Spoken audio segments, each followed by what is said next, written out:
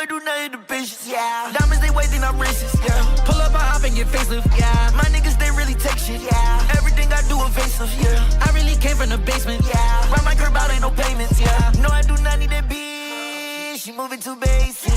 I don't want none of her energy, that girl, she's moving too basic. Acting like she is so into me, but I can tell this girl faking. I'm in the cut like a motherfucking doctor, but no, I do not got no patience. No, I do not got no patience. That because these niggas, they not relate. Never run money, only thing I'm chasing. I just be dodging bullets like the Matrix. Niggas, they throwing shots, yeah, they missing, they better off throwing rocks. Yeah, I rap, but my niggas, they chose the blocks. Getting millions, I barely could for my knots.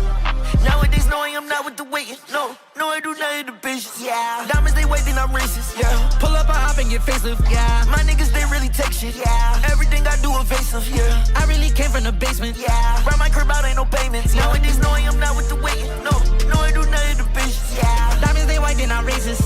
Pull up, I hop and get facelift, yeah. My niggas, they really take shit, yeah. Everything I do evasive, yeah. I really came from the basement, yeah. Ride my curb out, ain't no payments, yeah. Met her at the club, I had to take her home just so I could see the rest of her.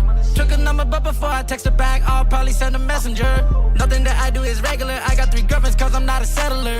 Never worry about a chick, cause I just been stacking my chips like a kettler. Gotta be special if she in my car, that only take 1 passenger.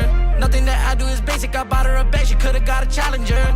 On my watch is big face, on my bezels got diameter. All this goddamn ice on my neck, I can walk in and change the temperature. I know that she feeling me. Catch her attitude, I never fret, cause catching checks my ability. She tried to Google my net worth just to see I'm a millionaire, literally. The bag I could drop in your head is way too big for you to belittle me. My ops going broke is a joke, are you kidding me? Knowing I'm not with the waiting, no, I do not hit the bitches, yeah. Diamonds, they wait, then I'm racist, yeah. Pull up, I hop and get facelift, yeah. My niggas, they really take shit, yeah. Everything I do evasive, yeah. I really came from the basement, yeah. Ride my curb out, ain't no payments, yeah. Nowadays, knowing I'm not with the waiting, no, I do not hit the bitches, yeah. Diamonds, they white, then I'm racist. Pull up, I hop and get facelift, yeah. My niggas, they really take shit, yeah. Everything I do evasive, yeah. I really came from the basement, yeah. Ride my curb out, ain't no payments, yeah.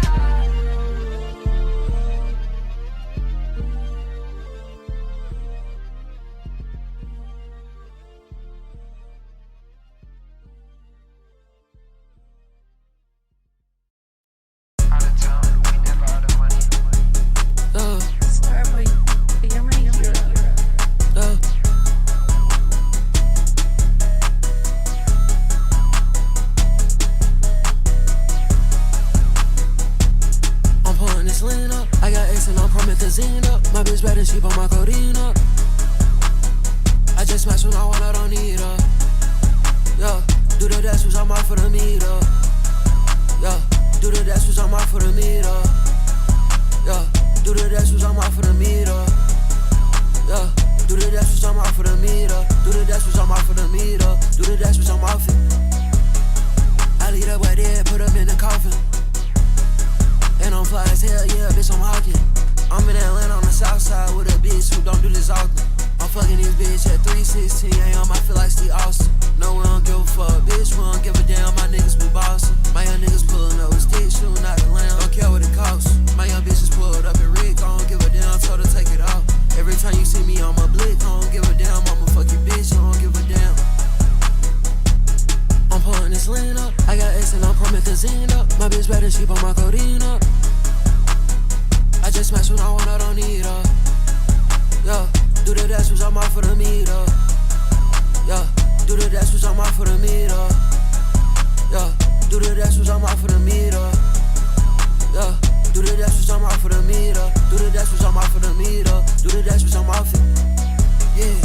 Hop in the whip, press the gas and I'm speeding. Lil' vamp, bitches, she dressed in that belt, yeah, I let that little hoe cause she so damn evil. Lil' bitch, I'm high and I eat it. Slide on that boy with that Glock with that beam. Knockers lights out, young nigga good eat. I need more cuts, bitch, yeah, we pouring a lean. Okay, she bad, she a tease. But I get stiff on that hoe and she said that I Good morning, chat. All of my teasers, sprinkle my shoes and my motherfucking jeans though. And she said that she wanna get geeked. I tell that little hoe to go pop that little bitch shot. I get fly smoking inside the night cat. Hit that bitch in the back of the big body. He talk down a nigga, he get dip body.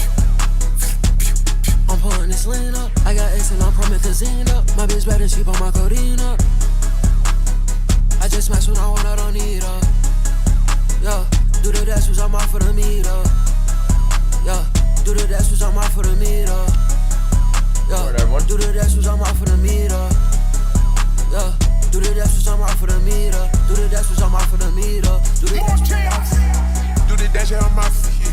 Put that bitch on my feet, yeah. Pull my hop in the coffee, yeah. I blunt got the coffee, yeah. If it ain't nothing, I got diamonds, I got guns, I got bitches tryna have fun. Pull out the cake, not go done. I pull out the race, me and my son. Stop playing with the set, I get your head done. Have it laid in dirt, you don't need to go find. He slip on me, don't need coupons. He slip, he ran, he try to run. Yeah, coulda get ready with that gun. I bust a jug, once a man. Good morning, chat. Make a jump. Let's go. Good morning, good morning. Welcome back. Welcome back to fomc day, guys. Double. We got a double stream today. Double session.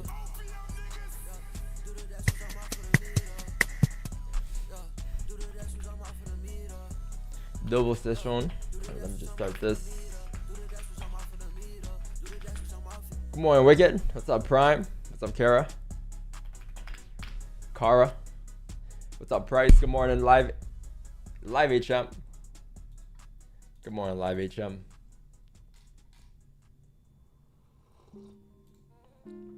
Chat, you guys ready?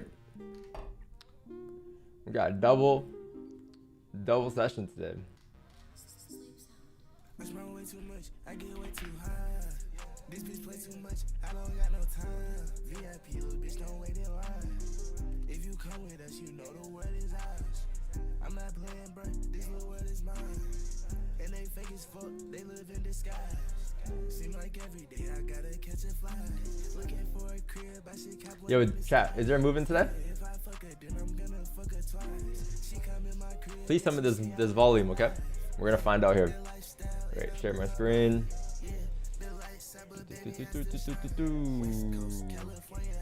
Alright, chat. Let's find out.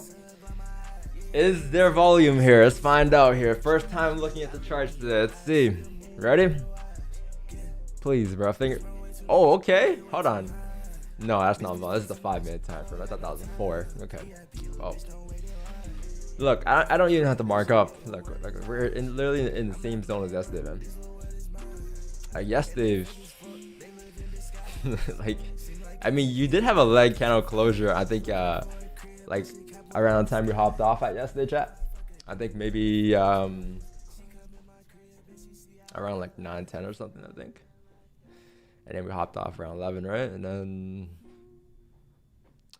shit, man, still in the range. So, but hey, today is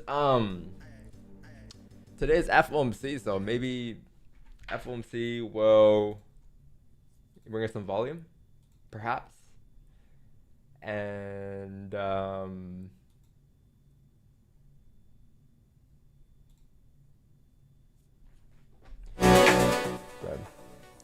And maybe with the volume, we can move. Finally break out this range, because it's been, you know, a long time now. I think we've been in this range for approximately since maybe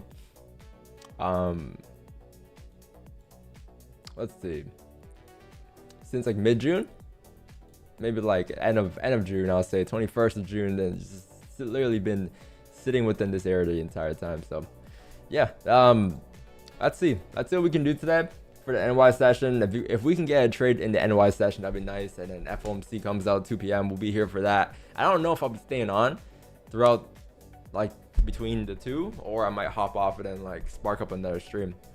I don't know yet, but we'll see. I don't know what to do within that time though. But yeah, so yeah, we'll see what we can do now. We'll focus on that, and then FOMC's later, right? Look, FOMC federal interest rates, or federal fund rates, FOMC statement. I think they're keeping the same rates. I mean, honestly, don't know what that will mean in terms of moving up or down for gold. We'll find out when that does come out, right? But that's at 2 p.m. So that's not until maybe like for 6 hours, chat. 6 hours until I'll say we do have something. All right, but in the morning today, you do have yellow folders. You do have crude oil inventories, so maybe that'll be enough. And hey, who knows? Maybe you could also be priced in. There is a chance that price could be priced in if it starts moving in the morning. So like in this session, right? If it's priced in, then the FOMC may not do much. This is tons of possibilities as to what can happen today. So yeah, we'll mark up here and then yeah, see what's up, I guess. So I think this is all good on Discord. All right, cool. It should be offset. Zoom is good. Okay, cool. So yeah, let's see. Yeah, I think to start though, like I think overall we'll have the same zones here. So we'll leave like just this is the range that we're focused on still, right? This right here. So that has not changed. Between like 4,400 and maybe like 3,900 to 38, right? So that's still your focus because you're still like in this range. And you also have a mini range within this overall range alone, right? So I'll leave this here. I'll mark up this down here, same zones, and then I'll leave this up here, same zones as we did the last literally 3 weeks now. So put that there, and then I'll put this here, and then after this we'll find out what happens, what else we can add here, right? But basically, like in terms of like the daily, we are,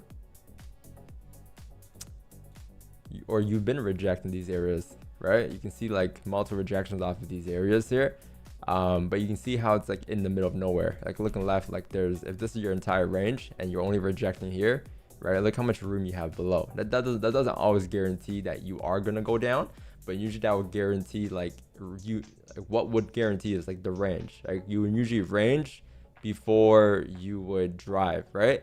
So before you range, you need to fill the ranges first. So that's the part that's like guaranteed, like range before liquidity or a drive. We don't, but regarding bias and whatnot, we're not trying to figure it out, right? That's not really not up to us to do.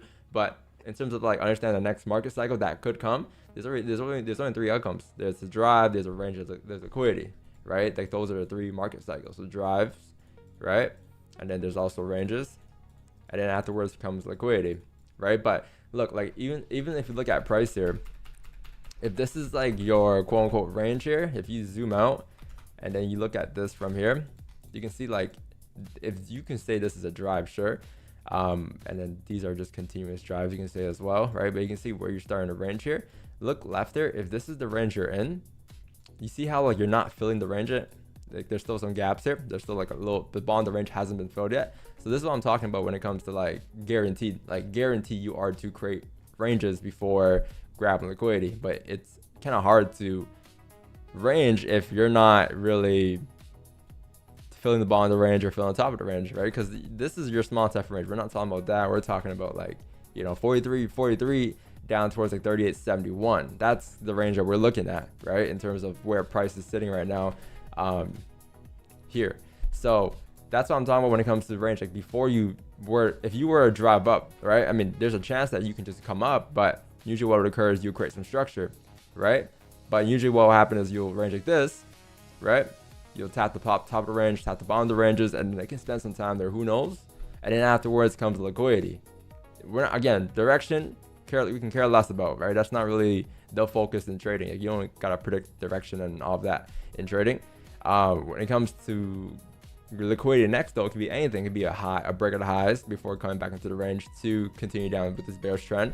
It can be break the bottom of the range before coming back up to be a fake out, right? So I just drew out the same scenario in a bullish situation, in a bearish situation. That's all I'm drawing out. And then the other option is like you break up and you pull back, hold, continue, right? And then the other option is you break down, pull back, hold, continue. There's really only like two options for price, right? When it's going up or going down, right? But in terms of market cycles, understanding like where you're kind of at in terms of the market cycle, right? A drive, range, or liquidity, this is exactly where you're sitting. So in order to do the next move, you got to fill it, right? So that's why like that has been the focus for the last 3 weeks. It's like we're not trying to figure out direction. It's more of like what new information can we print here that would lead to the next scenario.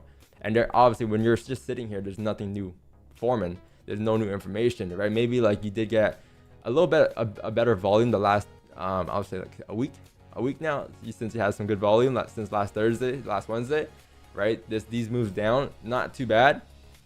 Now it's a matter of like, can you actually break out now this yellow zone? Because like within this range, you have this range, right? So like the question is like, can you start breaking below or tapping the top of these ranges here? Either tapping here or tapping here. It don't matter. At this point, it's like any side breaking out is good because it's gonna lead to more volume that could lead to, you know, fake outs or continuations, right? We'll figure that out later. So that's the zones on the daily. That's why it's very key, like 48.71, and then between there is like 43.43. What else I'll also add is probably like up here at like 42.06, right? Just to kind of divide the ranges up.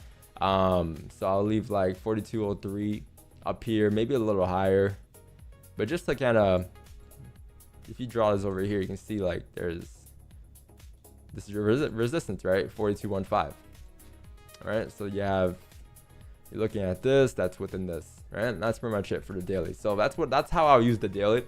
Weekly, you can go back to that, and then you can say the same thing, to be honest. Like weekly and daily are pretty similar in terms of where you're at. Again, like nothing really impactful happening like in these ranges, right? Nothing too crazy. Monthly, you have 2 days left and 9 hours. You have FOMC today. So monthly is going to be pretty huge on how it ends. Like there's a chance that it could close the leg candle. I wonder if it is. If it does close the leg candle, right, then that's going to fill the bond ranges. Then that makes perfect sense with the daily because the bond range on the daily is like 38.71. Right, so if that is your leg candle closure, if let's say price comes down FOMC today, it ends up closing in 2 days, you know, on the 31st, on Friday, at 38.71 or in those areas, like bearish leg candle, then that could be a start of something. Because like before you pick direction, you need to fill the ranges, right? So if you have a leg candle and then all of a sudden now you have a leg candle fill, let's say the months afterwards, you know, starts to fill the ranges up, right? Look at what you're doing here. Going back to the monthly, this is a leg candle. The leg candle fill only takes you up towards like 42.14, right? So if you fill that range at 42.14, anything above there is like 43 in terms of resistance, right? But again, nothing crazy. You're still within the ranges, but then now you actually have an official range, right? On like the higher time frame. Again, very tradable. This range is massive. It's like a 4,800 pip range, right? 4,800 pips. So it's pretty tradable. It's just, I think the focus is like this, like what could happen here, right? But this is like kind of how you make things make sense, because you have a monthly closure in 2 days here. We don't know how it's gonna close. If it closes the leg candle, that can be a stubborn range. The monthly could also close weak bullish, right? If it does close weak bullish, it's still like a very weak candle, looking like this, let's say, right? Next month's candle, you're still within this area. You're still going to be sitting in this area. Nothing significant is going to change, right? I think the only significant thing that could happen here is if like price were to really close bearish like this, like completely close below 38.71, or like really close bullish at the end of the month above like 43.84. But other than that, like you're kind of just sitting within these areas, right? That have no, like, nothing crazy. Again, nothing crazy in terms of movement and direction. So that's where you're sitting, all right? Understand the monthly, understand what's gonna happen in 2 days, monthly closure, daily candle, understand the ranges, and then now this is when you want to drop down to a small time frame, because you're focused on today. What could you do, right? But these higher time frames is kind of what's gonna guide you into looking for ideas and zones and levels, right? So we can go down to the 4 now, and then we start working our way down. So you can see, looking left, like this is still at the end of the day, like there's been multiple reactions here, right? So you can't ignore it. It's still going to be a support, right? So you got to add something there as well. So that's what I'm going to do. I'm going to add it around here. I'll say around like 39.54, around there for now. Nothing below there is like closures or anything as of right now. It's more so just targets, right? So you drop down again to the 1, you can see like you're starting to create some structure as well, right? You can see like there's some lower highs coming down here, right? So it's looking good in terms of structure that's holding. Go back to the 4 again real quick. You can see overall too, like you got lower highs here, lower highs here, and lower highs here overall, right? Those are like your overall higher time from lower highs. And then within those areas, you also got now, at least on this move down, on this wave, you have more lower highs here, right? and then you have a little bit of lower highs there. So structure is looking good, right? In terms of like what's happening, because this is, if you just trace price, this is kind of what you got right now. You got all of this, all of this. That's kind of where you're sitting, right? So you can see like you're in this area, you're still bearish coming down, right? So the question becomes like, can all of this pink zone here get filled, right? You can also even put like some weak resistance here as well, just to divide the ranges up. But now like, can this purple zone get filled? From where's that going to be? Go back down. That's going to be maybe between like between 40.15 and 39.54, right? Bond range 39.54. So can that get filled, right? So yeah, just putting the pieces together. Structure is making sense. 1 hour again, the structure is also there too. I think you're starting to re-break the lows here. This might be what day was it? Yesterday, chat? Tuesday, right? So yeah, Tuesday, yesterday, it broke the lows here, and then we mentioned how there is a chance that it could create more structure before coming down, and then that's what price did. When we hopped off, price came back up, created some structure, right? And then I think this was like late New York, Asian, came down a range for a bit, and then made new highs for London, and then now it's coming down again. So yeah, volume is like, I think compared to yesterday, at least like today's looking like it's a lot better than yesterday, right? So there was no need of FOMO yesterday on that like move that lasted like maybe 5 minutes. But yeah, this is not bad. This is within this 1 hour count, this is maybe 170 bips. So obviously it could get better, but like that's pretty good in terms of volume. Now it's just a matter of like small time from confluences on how we can come down, right? Like we did the 1 hour stuff, we did the 4 hour time from structure, we looked at all of that already. Now it's just a matter of like small time frame. So here's what we'll do. We'll drop down to the 1, and then there's something else here that I'm looking at right here, like off of just like a weak area, 4,003. So if we can tap into those zones there, 4,003, and then you get pullbacks. So looking left, like if you were to get reactions here, where could those pullbacks be until nothing too crazy here? We don't need that much in terms of structure because again, higher time frame is already printing those lower highs up there. I'll say like if you can tap into 4,003, pull back to like 4,017, 4,000, like in these areas here is what I'm looking at, then the re-break of these lows could be continuation down. And then in terms of clean traffic next, like below 4,003, you have like clean traffic until like 39. Let's see, what else do you got here? I think there's a leg kind of right here too in the 4. Yeah, around here. 84. What's 84? 84 around there. Yeah, it's pretty fair. So yeah, if you can like pop down chat towards like 4,003, I think this almost just broke the lows again, or maybe it did. But if you can come down towards 4,003 and then pull back towards, what do we have just there?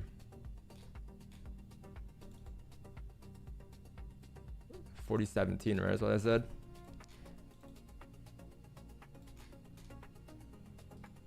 What was that looking at? Was it the 4? 4017.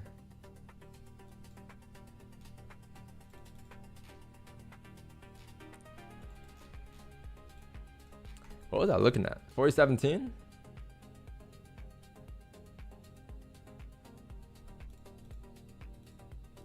Yeah, I think it was 4017 zones, like here. Off of these two areas, you can say we can use that too. No top wick right around there, going across. So yeah, I'll say like 4017, but I wanted to see a 4,003, right? This came down towards 4,009, broke the lows and pulled back, which is still better than nothing. But if it only came down towards 4,009, then I may want to wait for a little higher. So maybe you can get a 4022, and I'll apply an extra confluence in the re-break out of lows. We'll wait for the second re-break instead of the first re-break here. Because if it came down towards 4,003 and then pull back towards 4017, you know, continuation down, perfect. But yeah, I'll say like if it pulls back from here, it's fine too. We'll just wait for a 4022 then, and then a re-break of the lows at 4010, a second re-break, and then that's gonna be you have a nice advantage point from 4,009 down towards 4,003. I don't think this is going to be too severe here.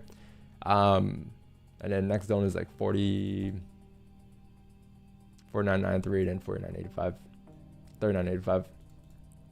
All right, chat. So that's like one of the ideas. So again, higher time frames here, like in terms of structure, it's good. Like the daily is decent today. It's actually bearish. The 4-hour candle, you have nice structure coming down. The 1 hour time frame, the same structure as the 4 hour. Really, nothing really changes there. Now it's just about the small time frame, right? That's why like we're applying like those. Like I want to see a push down towards 4,003, then a pullback, and then that's just continuations. Anything like technically in this area, you're expecting a range fill down towards like 3954, right? All the way down towards here on the higher time frame. So like you use the higher time to establish like where you can go until, and then small time frame you're looking to use those to get in, right? And that's exactly what we're doing here. So that could be one idea. Continuation sells. I think the next idea is going to be wick entry sells, but I think wick entry sells would require quite a bit more, to be honest, because I don't know how. I want to see this break completely here, this area. So like if you could like start, let's say you just start shifting down here, and later on in this session or whatever, you're like starting to make your way down, right? If you actually come down the fill like 3954, you get the first initial pullbacks off of, let's say there's like a support here, right? You react off of it, you pull up for the first time, that's the first pullback. And let's say you notice that this move coming down here, there was barely structure. Perfect. Wick entry sells are also doable, but that's more so for later once you actually confirm that this is continuation. Because right now, we don't know if this is continuation yet, right? It's looking good though to continue, but we don't know yet until it actually does continue, right? So if it does continue down towards, let's say 3954, first initial pullbacks, wick entry sells valid. That's more so continuation wick entry sells. The next idea, so that's two ideas. The next idea could probably be the liquidity wick entry sells, right? But that's going to be really far. I'm pretty sure that's going to be 4,200. Same zones we had for like the last couple of days too, but up here, right? That's going to require quite a bit. So I don't know if that will even be today. 800 bips, who knows? Maybe FOMC, but that could be one of the ideas too. I think the last FOMC we had wick entry sells, something similar to that, or NFP. But yeah, that's next. That's pretty far though. And then obviously for buys, like you guys are probably going to wonder like where I'm looking for buys at. It's going to be above 4,200. So same thing. You want this structure to break. You at least want to see this structure break, because anything coming up here, technically, at the end of the day, if you look at it, could still be a higher low. Like there's no, although it looks clean to continue down, there's no obligation to continue down, right? And if you just reject, which is why we're waiting for all these small time confluences, if you just reject here, any of these zones could be higher lows. It's still not breaking these areas here. So this can be a higher low to shift back up. And if it is, then if you re-break these highs or even re-break these highs, like your top of the range is here, right? This is technically your range. So like that's still a possibility, right? So just be patient. Those like we know exactly what we're looking for now in terms of breaks and pullbacks and holds. And look, we might actually tap 22. How far are we away here? Maybe 330 pips. And if you do get the continuation of sells below 4,007 or 4,003, you're looking at how much are stops here?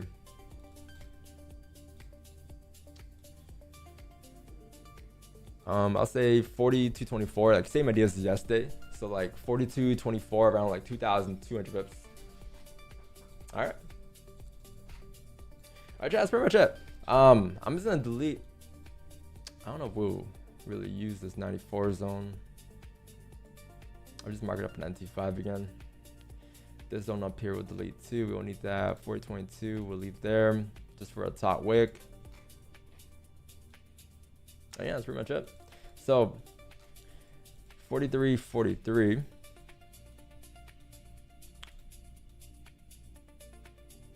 43, around there. 42.14, 210.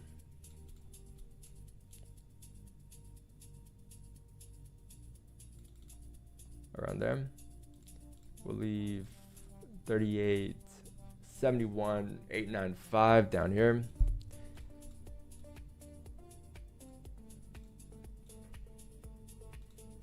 30 to 71. What else we got? 4022, 4003.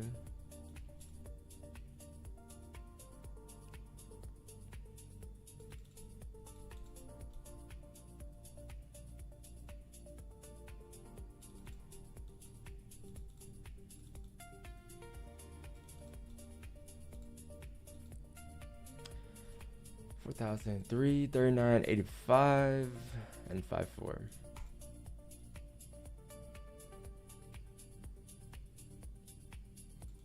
Just weak zones here. Not every zone here, chat, is gonna be used for like buying or selling, right? Or like sells closures belows. Like some of these zones are just like top wick zones I want to see, like 22 for instance. And then some of the zones are areas that I want to see being tapped before a reaction. They all have different reasonings.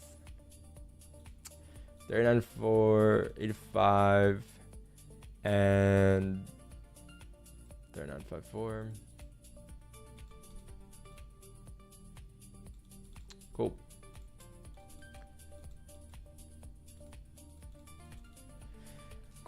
Cool. Am I missing anything? I'm pretty sure that's it. And yeah, as the session goes on, chat, we'll add more levels and more zones if you get more information, right? Obviously, you need to start shifting outside of this area at least to get that volume and then to get more information. So it's not too far today.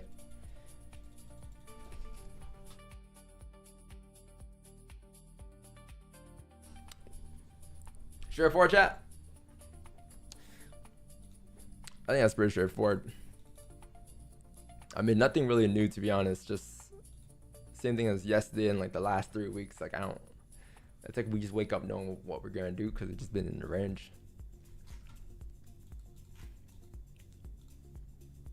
22 tap there, so good, nice. So we moved that up from 17 and 22 since you didn't tap to 4004. You only rejected off 4009, right?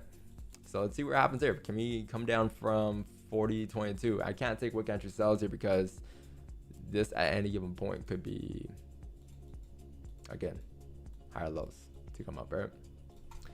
So no wick entry sells until we're really directional, and we won't know if we're really directional until we break below like 39.54 at least.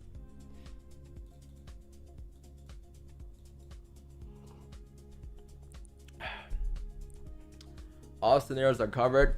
Yep. Well, perfect tap of 22.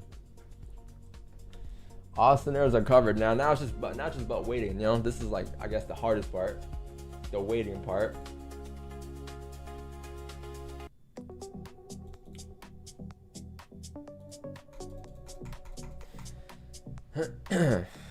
What's up, Eddie? What's up, Bitmissum?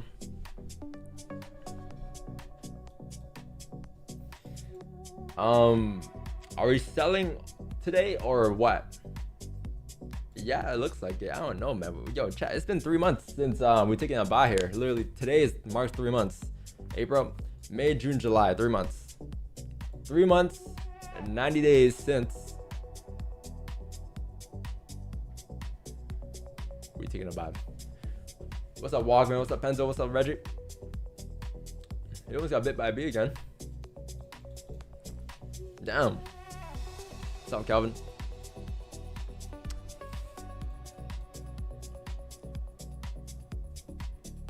Don, price action looks like 39.54. Start to range up, get liquidated and down. Next month kind of will break low. What do you think? I gotta see how the month closes first. Because if the month closes, I mean, either way, you'll still be in the same range, but I don't know whether we're gonna come up for a top wick first next month or not. I don't know. You might start shifting down for a bottom wick first, right? I don't think it's like it should be the focus. Is what I'm trying to say. It doesn't matter if it starts up a top wick first or shifts down for a bottom wick first, because you're just trading it that day. You'll find out that day anyways, right? Off of the price action. So I need the latest info to think ahead like that, because that's in 2 days. FOMC didn't come out today. It could change like the whole trajectory of price right now in these areas. Especially if you start pushing.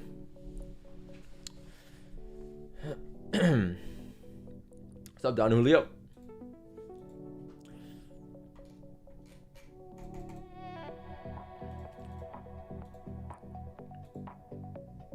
What time? 2 p.m. I don't know if I'll be here until then, or I might hop off at 11 like I usually would and then come back on. I don't know, we'll see how long we're on for. Maybe we'll be in drawdown that forces us to be here for like 6 hours. I'm just kidding. Who knows though? Who knows? Don't be scared of drawdown, chat.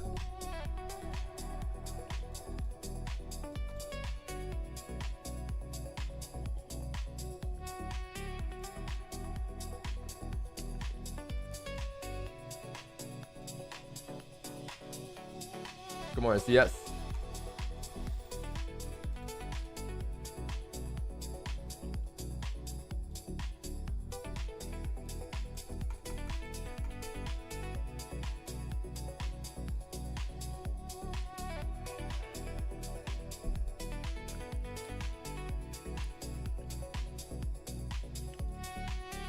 New here, hoping to learn more.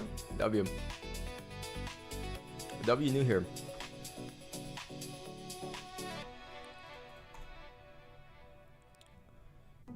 Missed the analysis and we want to bet.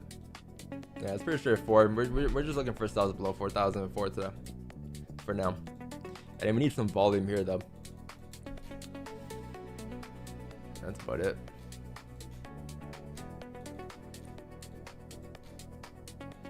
Let's see, what did we say yesterday for the wick entry sales chat? 60, right? Like yesterday when we had that analysis yesterday, the idea was 40-60, right? Just remembered. And yesterday we came up towards 47, so yeah, we wouldn't have gone that anyways. 60 was like a little higher. But if you come up from here, could we get a 60 still?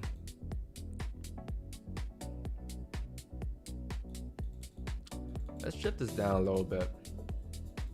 Let's shift this down a little bit. 4,004.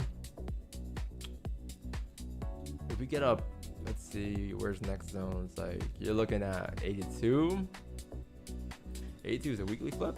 Yeah, 82 is not bad. That's just like if it comes up from where it is right now without pulling back. I know that's pretty far, but that's 500 pips. For some reason, if price were to reject here and come straight up from here, and there's like no structure, like you don't see any like liquidity going before going up, or like any type of higher lows going up, and it's just one consistent move up, those areas there could be like wick entry sells between like in this area, I'll say in this blue box.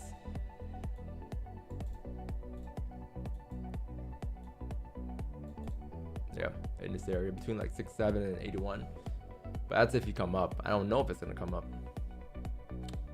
but if it does, then we can look for wick entry sells there, because you're looking for a first initial reaction, right? I would imagine that in this blue box here, you'll decide where it wants to go next. Either you'll get a reaction in just because it's a resistance, you'll pull back at higher lows, you'll range here, you'll continue driving, right? But either way, if you continue driving, you're gonna get some type of pullbacks. And if you were to come back for a fake out, then amazing,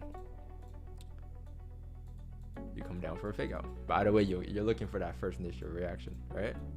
But we're not trying to predict like trend or like predicting from here that's gonna drop or if it's gonna fly. It's more of like either way, if it drops or fly, you're expecting a reaction there, and that's your bread and butter. That's not bad though. That's far. 500 pips, you know. I would prefer the sells because you're much closer.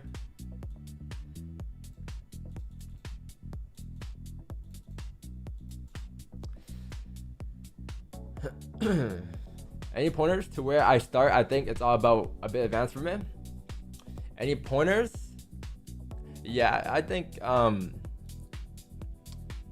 if you're fresh, just delete your no, delete my tools here. Go in trainer view, and then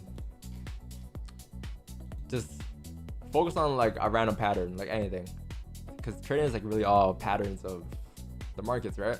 So just do just like anything. Like it can be anything. It doesn't have to be right. It doesn't have to be wrong. Just like look at your charts, and then like I use a tool. This is what I use. Like this is all I use really. Just this tool called horizontal line. So this is what I use to like draw support and resistance, which is just areas that price rejects at, right? So how do I find them? There's no like right or wrong answer to how you find them. It's just like, what do you notice it has done in the past? So there's something called history. History is just like, if you're here right now, anything behind this candle here is all history, right? So you're using history to back up the ideas today. So if you are, for instance, let's say right now you're here, just look left here, look all the way left in this blue box and be like, okay, or not even, let's just grab a whole section. Let's just grab this entire area, right? Look left. When you came down the past, that's what I'll ask myself. When you come down the past, at what zones would you reject that, right? So like, let's look at, let's just delete this. Let's look at, let's just draw out the areas that you were driving at. So there's something here. There's something here. That was a nice drive. There's something here. Something here. Something here. Something here, something here, right? And then you look at the bottom of where it drove until, like, you just kind of mark it up, like you just draw on your screen, right? It's like you stopped here, you stopped here when you drove, you stopped here a little bit here, you stopped here, you stopped here. And then now you can just go ahead and just delete these boxes now because you don't really need them. You have the ends, the points now, the end points of where price is, right? So what that means is just like the areas that you rejected at. So then you can just connect the dots here.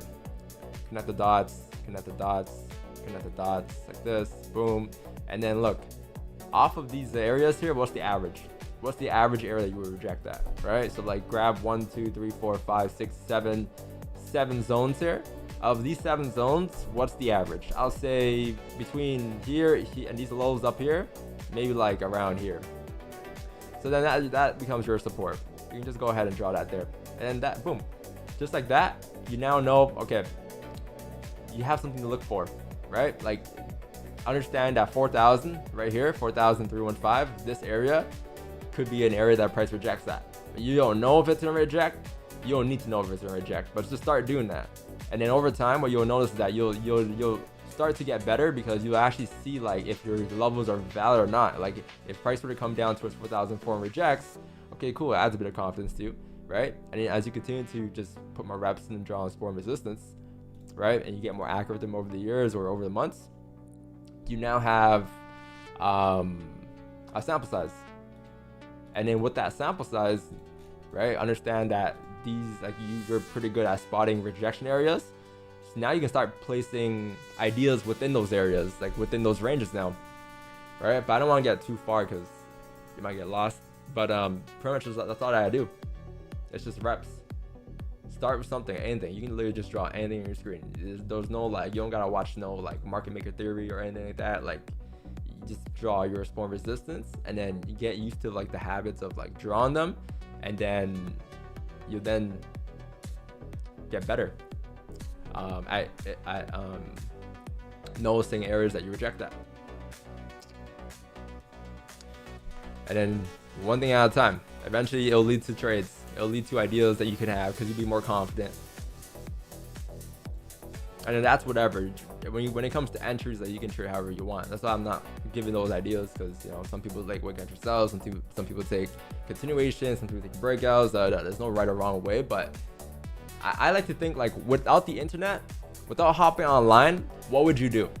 Right? Because when you're online, you get influenced by like everyone's ideas and thought patterns and process and all that shit.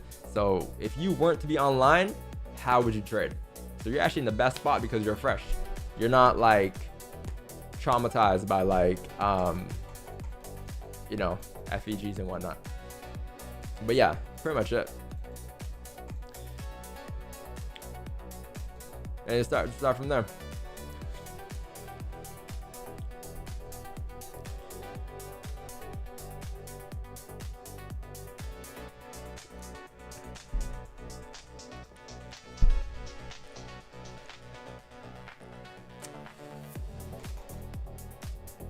Bro, today FOMC rate decision. What will happen? Big move can we expect? I don't know. We'll see. I think last the last FOMC we got wick entry sells, I'm pretty sure, right? Was it that? Last FOMC, I think he shot up. June 17. What do we got on June 17? I think we got wick entry sell that day. I remember, or was it NFP? June 17 sells lecandle. So yeah, we got 101 pips on the last FOMC as a runner. So maybe, shit, who knows? Maybe we got another runner today. But 2:05 p.m. that was FOMC. That was the lecandle fill sell. That was not a wick entry. That was just continuations, I think. True.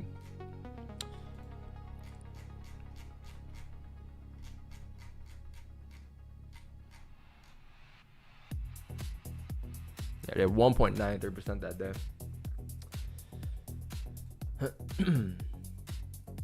But yeah, maybe a runner. That was the last runner. We haven't got a runner since. Before that, we didn't get a runner since maybe April 7th. And then before that was like February, March.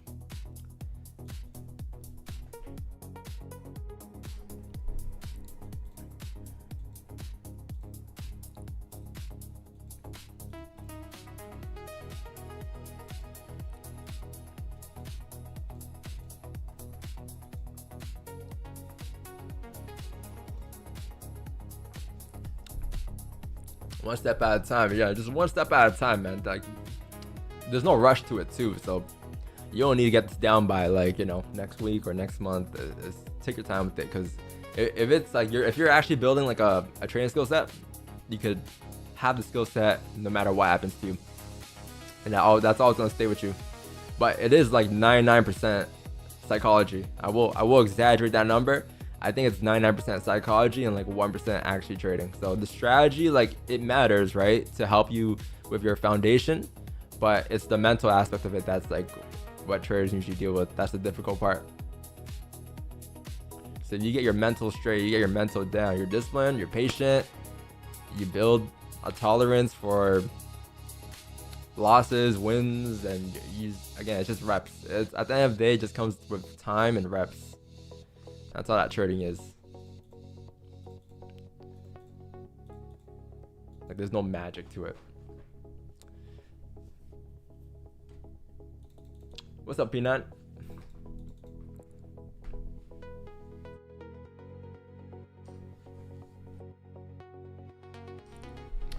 The XL, yeah, the XL you can get.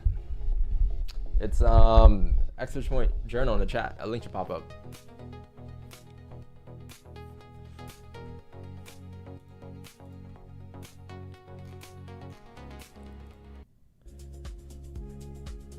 Wait, there's a new playlist.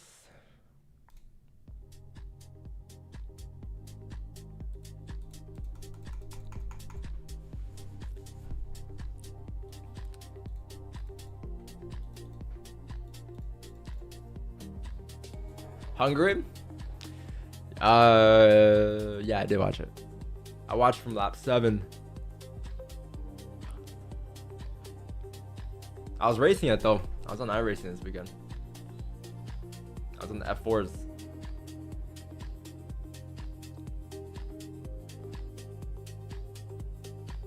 It was a good race though. Masculine P2.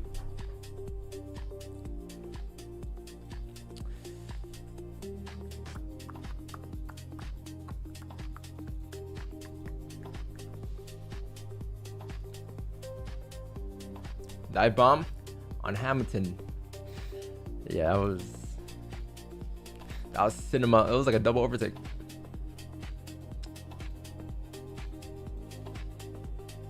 What did Hamilton finish again? Like P5, P4?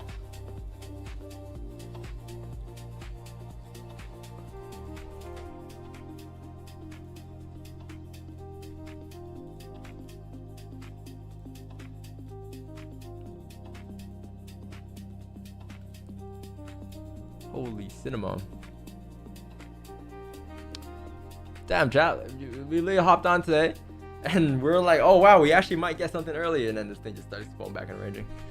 Typical. I'm like allergic to volume or something. or like it's allergic to me.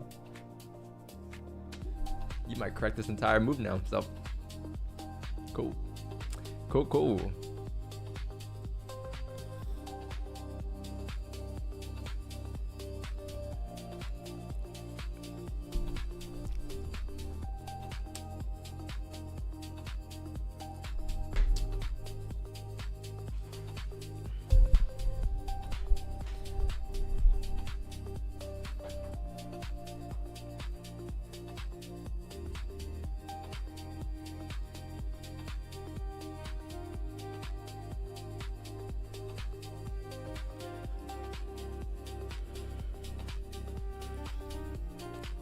fomc later? Yeah, I did. I'm in hopes that there's volume. In terms of direction, I mean, I usually just wait for it anyways to come out. So once the numbers come out, I gotta wait to see how it reflects the charts. So yeah, I wouldn't say I have expectations. I hope that there's volume though. That's about it. Any volume would be good. Direction don't really matter too much where it goes. We'll analyze that later. No problem. But the volume, that's what you want.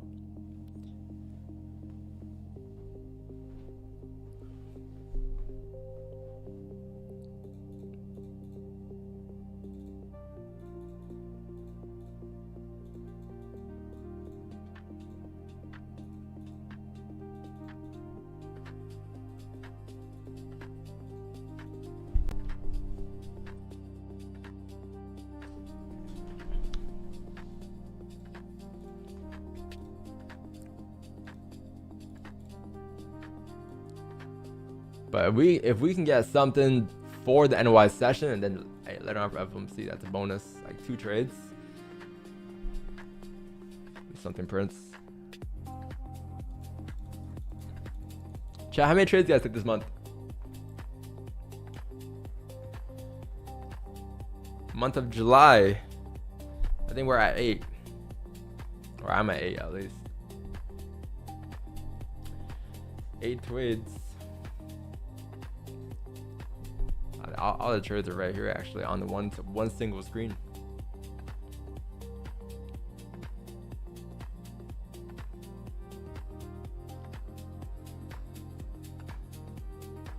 Let's see, could this be? 4 opening here, guys.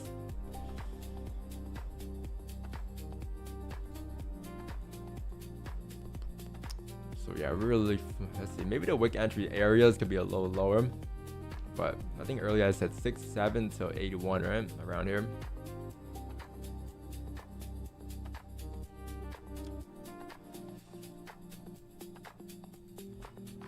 Six, seven. 6, 7, 6, 7. 6, 7, 6, 7.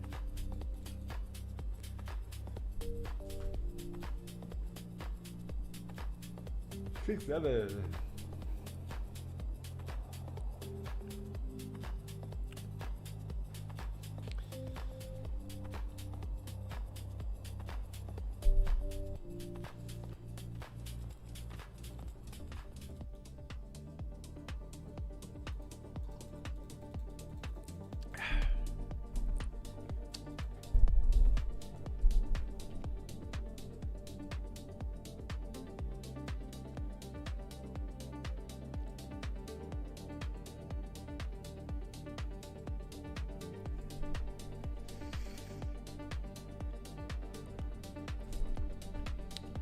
No sir, no trades yet. Our last trade was where was it? Is it even on my screen? Our last trade was up here. But to be honest, like if you look at price chat, we don't really get trades like in this area. I mean, if you look at it, you know, like he did spend a little bit time here and a lot of time there. A small chunk of it we actually did drive, but nothing was continuous. But yeah, in this area you can see no positions usually, or in the past, so that usually reflects the future as well. You can see where we get our main pieces. here, and like I guess down here. Anything down here is good. It's just a matter of you can break, and we're really close. 4,000.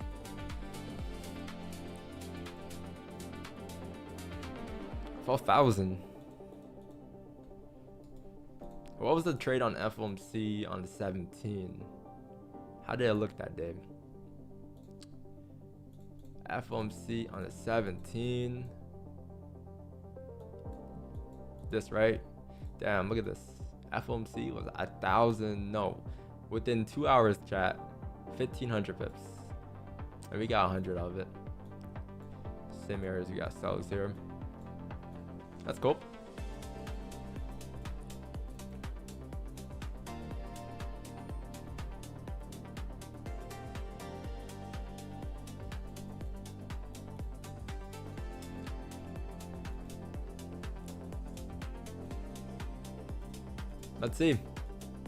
Let's see how fast this correction is.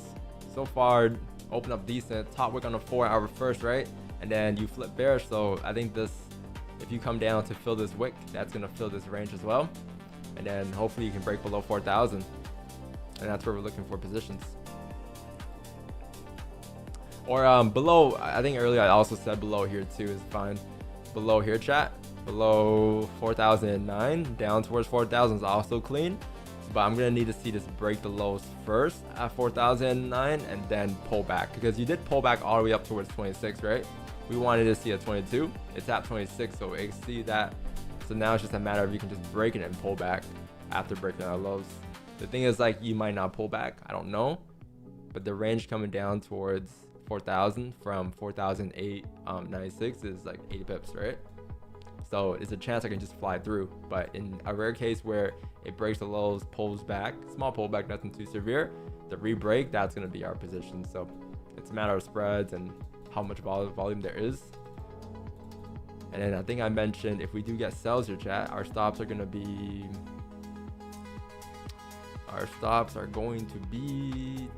42.24, so around 2,200. So that's not bad. So then 0.05 lot probably.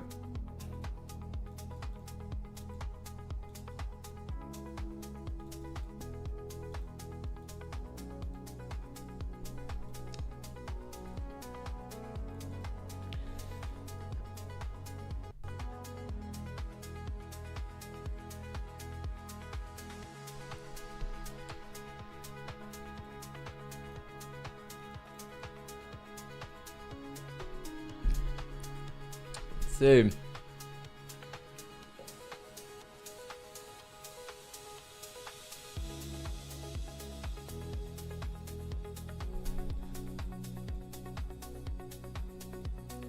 Third minute's pretty clean. Bullish, weak bullish candle holding these ranges here. So anything here could still be lower highs.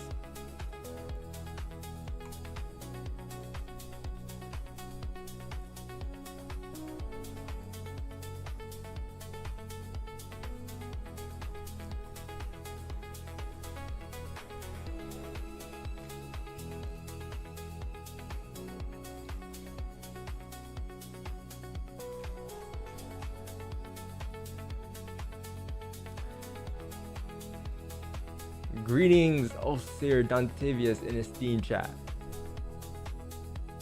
Okay, what's up, bro?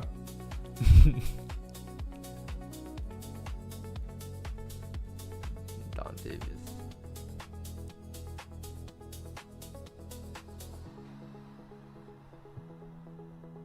Sheesh. Esteem chat. You sound like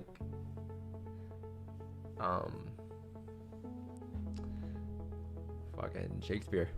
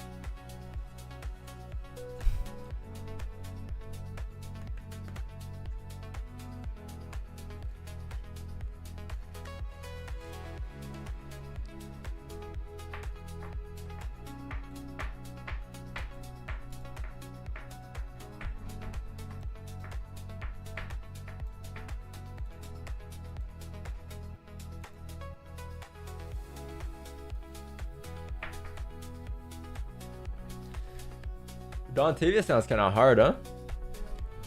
5-minute leg. Okay, 5-minute leg candle.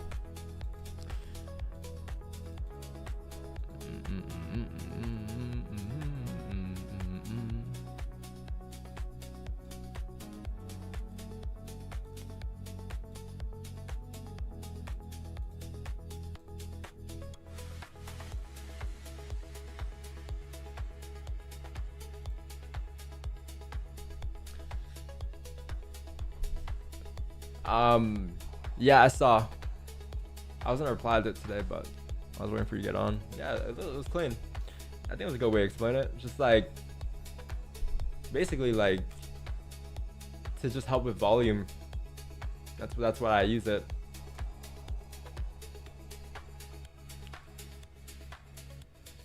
It's more of like, yeah, it's literally just to identify like structure. Really, it's the same shit, right? You can just draw like this, and you know, pullbacks and this, and pullbacks this, and pullbacks, and you know, like, yeah, just a way to identify volume and like structure. Usually we get like back-to-back yellows to identify that. Damn, another video I gotta make now, huh? Fuck, bro, we just be coming up with like ways to identify price like left and right.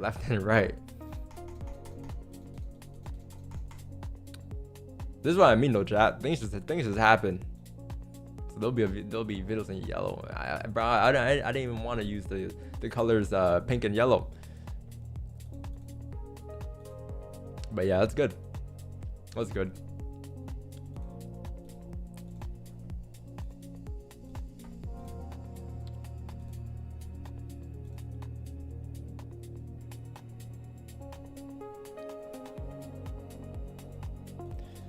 Yeah, just a way. Like right now, if you look at price, like it's usually like yesterday, you know, like yesterday the volume was kind of shit. Not shit, but it wasn't that great. And like this was nice yesterday. Was this yesterday? Tuesday, 5 a.m. Yeah, like that was London, late London, early New York, right? So yeah, that was nice. Or for instance, let's just do today's price.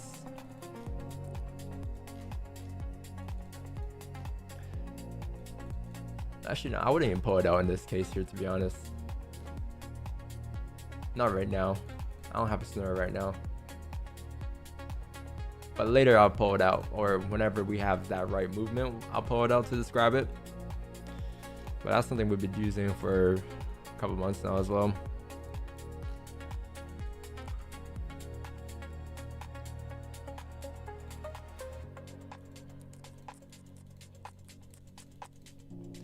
What's up, Habib? My background music? It's just a playlist on YouTube. It's called, the channel is called Productivity FM. Just like, it's like Claude music, really. It's like Claude music with like matcha, green matcha drink, and then like they would usually have like a Porsche 911 type music, you know? Maybe a Red Bull and AirPods.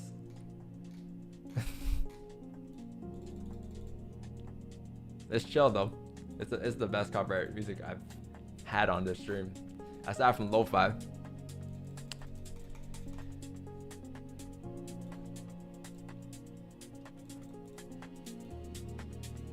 Let's see, chat. Looking good. Looking good. Can we continue?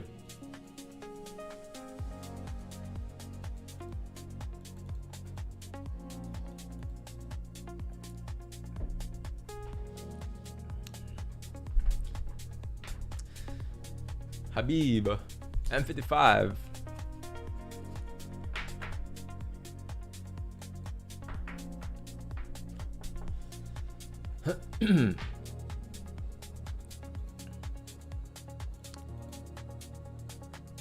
Dude. Let's see, chat. We can also get this fill here too, if you get pullbacks. If you can get a pullback up to like these zones here, let's say right around here.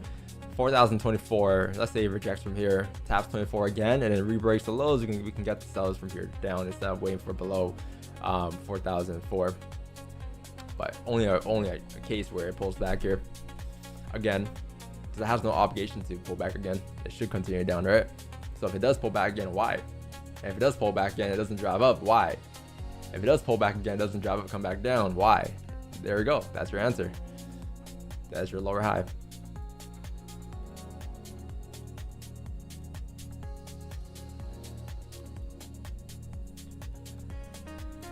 How far is this? 70 pips? Not bad. Yeah, another pullback just now again. So yeah, this move down, you can see like much sharper, right? Much sharper than this pullback up. So yeah, directionally it's still very bearish. That's what that means. It's a simple way to identify volume and like what's stronger.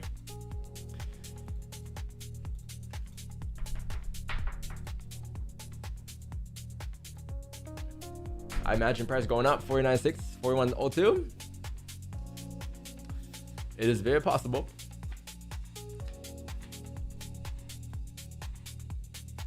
Very, very possible. Possibly. Possibly. Where's Raul at today though? I didn't see him. I didn't see Raul yesterday. No Raul today. He'll spin back. I'll give it like, if not the next 2 weeks, maybe in 3 months.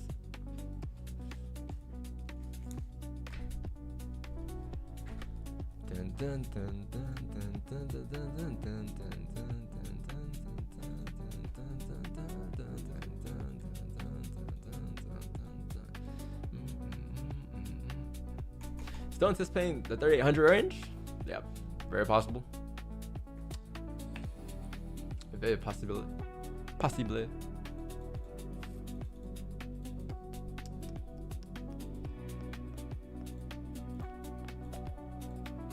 Possibly. Possibly. Player's name? Yeah, here we go. I was just show the video. This is the channel.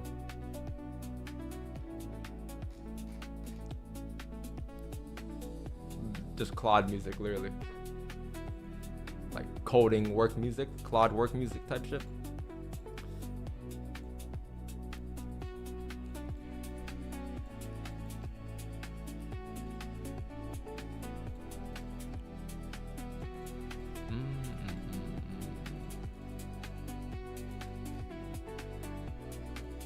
Let's see. If it taps 24, chat, rebreaks below. It has no obligation to come back up to tap 24. It has no obligation to come back down after tap 24. If that is a scenario, though, we know exactly what to do. Maybach music. Maybach music.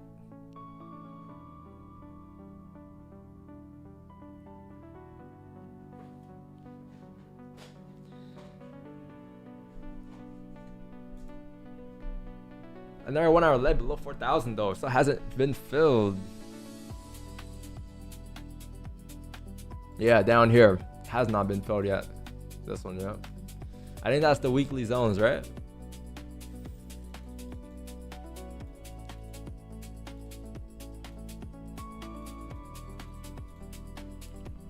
What's up, dude?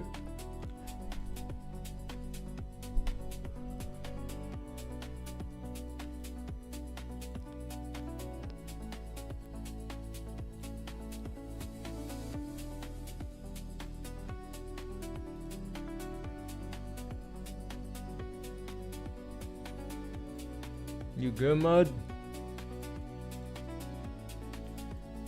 What are you looking for here and why? If you don't mind me asking, I'm looking for, honestly, a better answer might be my morning analysis. If you rewind a little bit, that's gonna give you the in-depth. I'm looking for cells here. The short version, just basically just in terms of 4 hour structure. Where is my thing? Where is my thing? Basically,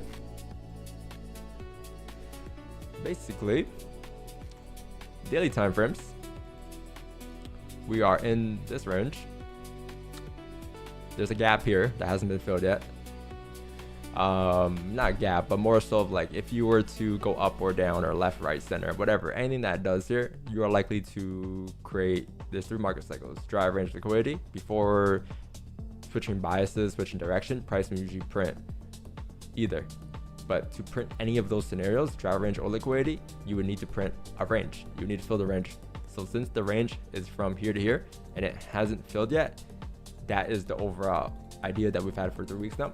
Then all I did afterwards, I dropped down to the 4-hour time frame.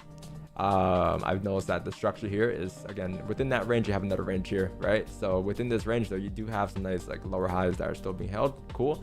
And then we're focused on this for today because this is where we're at today. So we take that from 41.66 down to 40.88. You shift down to the 1-hour time frame, right? And you're gonna see like this is when we start looking for more structure. So it's just like ongoing structure that we're looking for. And yeah, you had a start of the move maybe on July 22nd. You came down, pull back on the 26th Sunday or Friday that week, and then ever since this week started, you've been coming down slowly. And then yeah, yesterday you attempted to come down, break the lows, but it didn't continue. And then it did range here for a little bit, did pull back, create more lower highs, you can say. So then yeah, backed off by all of those lower highs coming down here. Going back to the daily, we're using that higher time frames as like next target areas, and then we're using the smaller time frames as like areas where we're looking for structure to hold to continue down, right? So we're just looking for an excuse to come down. Like what can we use to come down towards those higher time frame zones that we have? So yeah, we have a lot of ranges today. Like again, if you want to watch the morning breakdown, that might give you more in depth, but that's like the shortcut of it. But yeah, just like more of like just we have zones here down towards where I got zones right here. So we have zones all the way down to 48.71. That's like my overall like target for the last 3 weeks now. Next, right? And we're just looking for excuses to get in. So with the structure that we have, the lower highs that we have here, we're just constantly waiting for those lower highs to print and hold. Yeah, when it comes to the small time frames here, you are breaking into this range here. So this is the next area that we're focused on right now. Now it's just a matter of like, can we have enough structure here to continue coming down towards the next zones, 4,003, and then you got 39.85, and then you got 39.54. So just support, resistance, and structure is what I use there to identify everything.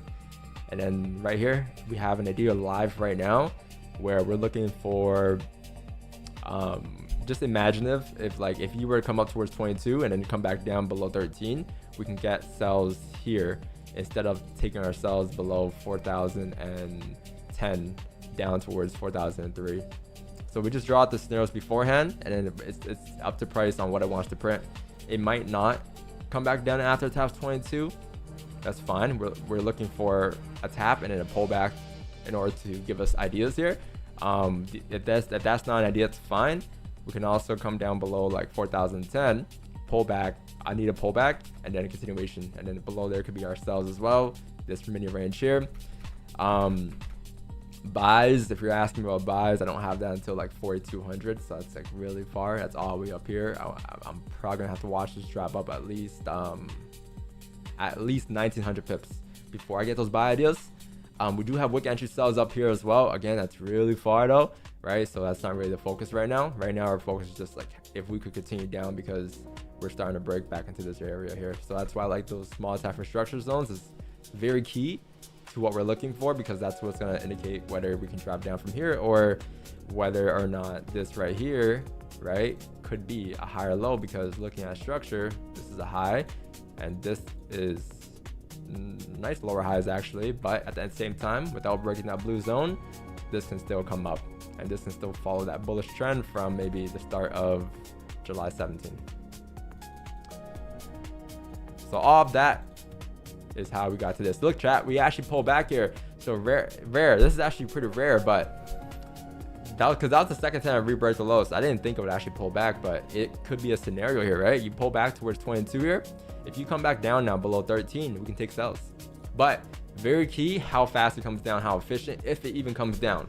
Again, no obligation for it to come down. Okay, get used to that. There's never an obligation for where price has to go. You don't have to predict either it's bullish or bearish, or like, if it's going up from here, down from here.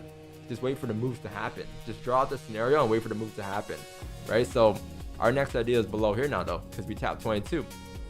Reason being is because this is a second pullback. This is the first initial move down. You got to push up and then you came back down. It's like, okay, if you come up again, this is a lower high now. If you come back to rebreak, right? This is now more lower highs being added. So that's all that this is really. It's just structure. Right? But again, it doesn't need to come down. It could shift up still. And if it does, you don't need to be in the buys because I don't got buy ideas until 4,200 anyways. Cool. Cool. But this is cool. Nice pullback here.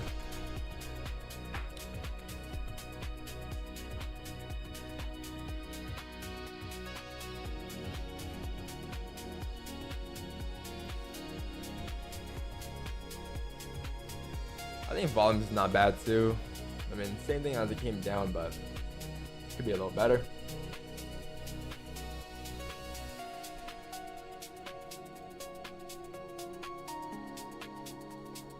We're a low volume, yeah, it could be a little better. Let's see if it picks up though. On the way down, it could be a 1-2 pop. Could start glitching. If it does, then that's like good indication of volume, right? I like how the 30-minute time frame is still holding though. I think you just flipped again, did you? Did that just flip again? Yeah, I just flipped again. So that 30-minute just reflipped again, right? So like Onion 2021 plays right there was. You gotta understand the scenario we're in, right? Onions are still valid, like from 2021, but if you're coming down bearish, like you would preferably not want to look for those buys off the onions, right? Compared to taking sells for onions, that might be a lot better. That's a whole different story.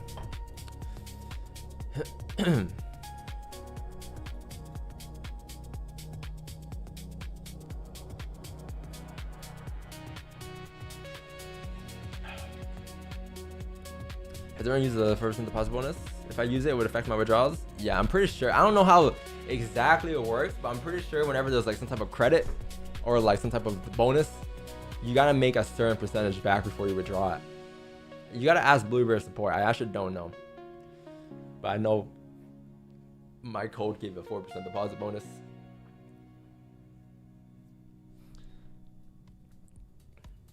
Or if you want, I can ask for you actually. Say it did break structure and sells didn't seem like the best anymore. Would you take buy? No. Like you don't want to go from one end to the other. Like I don't have buys until 4,200. I'm not joking. I'm not kidding. I'm not gonna make shit up. That's literally the analysis because that's the higher time frame zones that break structure. So that's the same zones I've been repeating for 3 weeks now for a reason. I don't have buys until then. The only way I can get buys up before 4,200 is if you create more lows or something. Like there's more information that prints, which we haven't had because has been much movement, right? But like if you do come down like this and then you start shifting back up into the range, then yeah, I can look for ideas above like 41.20, 41.12. But you can't just go from like, or you can do anything you want really, but like it's not ideal to go from one thing to the other. Like, oh, it's bullish, oh, it broke structure, it's bearish. Like you're just hunting for trades. Like you want to hunt for trades, but you want to like kind of plan out those ideas and make it make sense with like what you got going on. All right, unless you're a hyper scalper, that's what they say when they look for different positions like that. But I don't have buys until really far, like for a minute into that structure, and that structure breaks. So no, for me, it's more of like, if I don't get the structure for the sells, I'm gonna have to just watch price drive up. I do have wick entry sells though, like just because it drives up doesn't mean there's nothing, but I have wick entry sells at 40.81. You know, if it comes up towards 40.81, that is where I'm gonna look for wick entry sells at.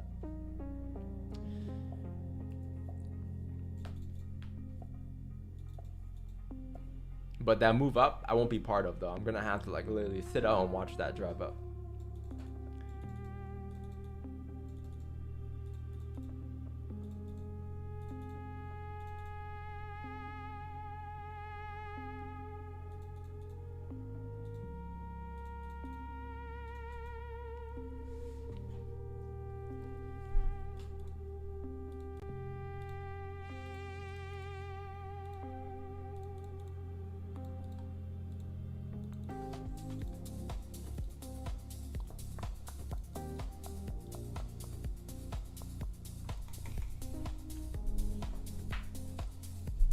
Here we go.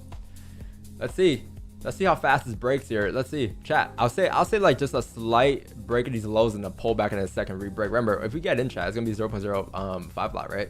And then our stops are looking like it's gonna be, what was it, 40.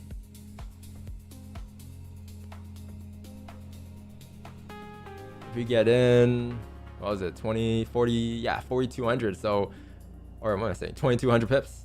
So around like 42.35 is our stops, right? If we do get into sells here. So 0.05 lot for me with that amount of a stoppage. And then management will be a little lower probably. So I'm assuming maybe above like 41, 48 or something. But look, we're close. I would say, what time is it? 29, 30-minute closure here. I would say I'll let this re-break in a slight pullback, right?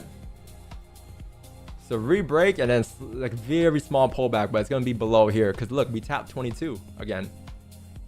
All right, that was the topic we wanted to see.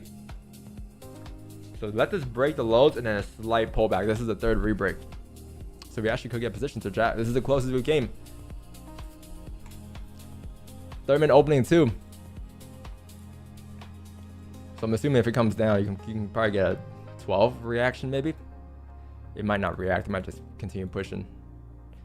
But I'll wait for that to open up, push down, and then pull back. Okay, push down, a little more than that. The 15 is also a leg count too. So yeah, if this is a leg count of reaction, we'll see it. I need this to come down at least towards 12 here. 12 and then a slight pullback. So we're close. Get ready. The idea is based on the 4-hour and the daily time frame. All right, there's the push. You tap towards 12, right? Okay, so now can you slight pullback? Can you pull back towards 13.35 around here? There we go. Okay, the re-break of the lows here, chat. Get ready. The re-break, I think BE is going to be probably like the wick fill too. So we can go BE around the wick fill and then the re-break will be trail stops. So yeah, it's going to be market execution below here, chat. And trail stops probably going to be 4,007. So this is a leg count. You'll see it flip anyways here, right? But if this re-breaks the lows, then this should be clean traffic.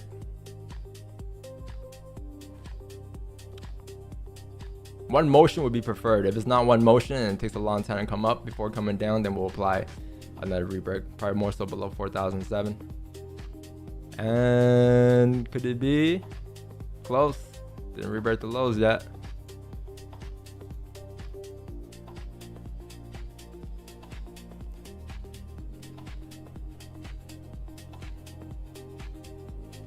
How close is that? I was like maybe 3 pips. So let's see. So far, still valid if it flips. But again, if it starts like coming up like this, then you want to adjust that zone.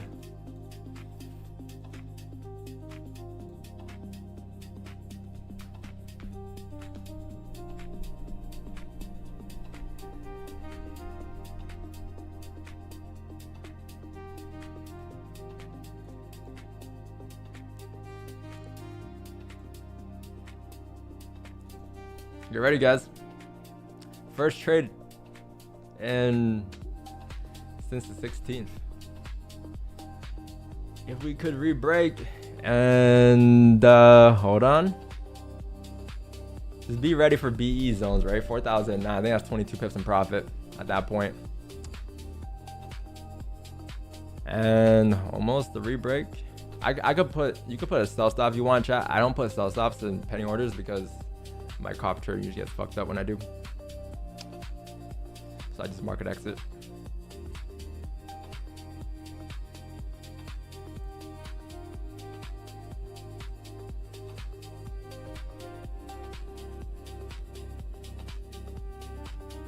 Almost. Let's see. And all right, chat. Perfect. Gun sells right there. As we rebroke the lows, remember BE is 4,009, so that wick fill, and then below there is pretty sure we're gonna trail stops in profit. So next zones below is like 4,007, right? And then we're looking to target into, I'll say 4,000 zones. I don't know about a runner here, but 4,000 zones we'll look to target into. BE zones have that set down here. Trail zones have that set down here. And then this is all leg candle fills down here to the left. And then 4,000 is our entry. Cool. Cool. What did we push it on to? That was around 13 pips. And yeah, target's down here. You could maybe try to attempt something steeper. Like there's more levels down at 39.84, 39.54 as well. But I think what's next could be directional below here anyways, so we can always get in again later in the session. Right, but right now I'll say this is you could still get reactions because this is after the leg candle fill on that 4 there.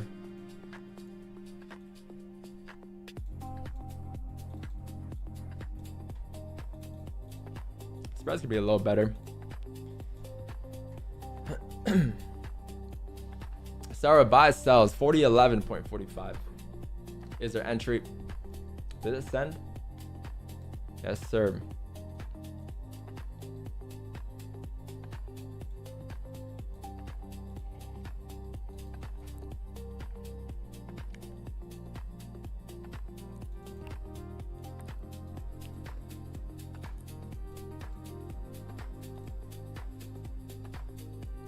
NYC open too.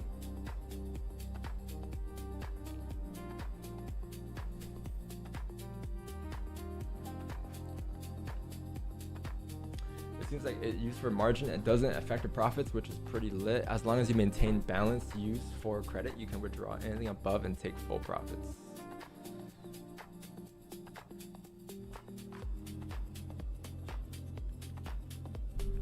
Interesting.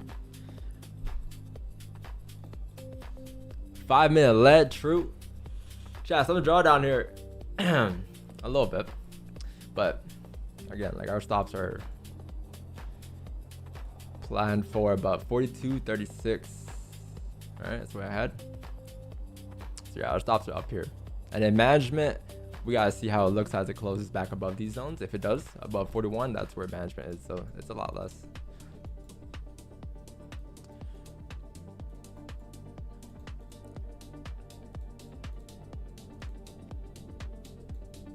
If we can get a runner, let's see if chat, we could adjust TP too, right? Right now our default TP is down here at 4,000, but if this pulls back, let's say above like 40.30 and then re-breaks the lows, we can probably move it because then that's just more top wicks, more liquidity.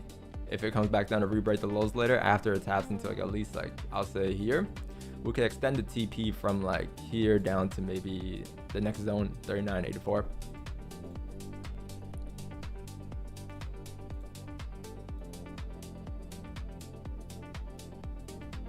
Maybe a little higher here, around here, 39.88.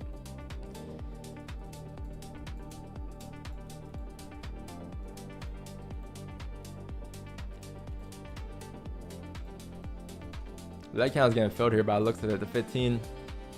But you also have a leg count of 5.2.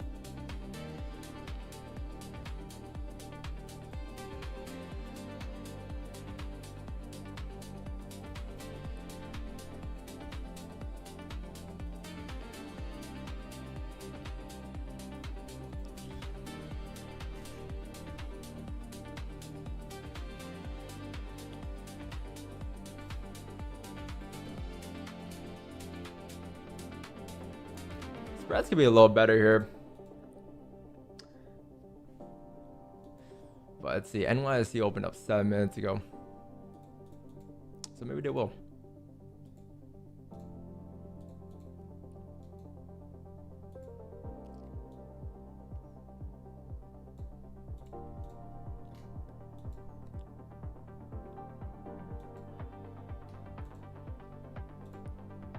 How far was that from BE earlier? That was maybe 6 pips away from BE earlier.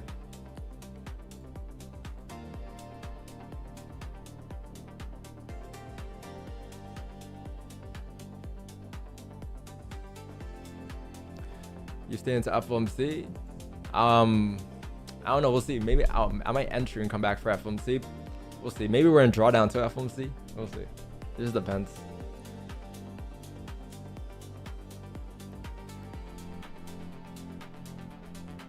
I don't know what to do Like if you get off at 11, I don't know what to do between 11 and 2.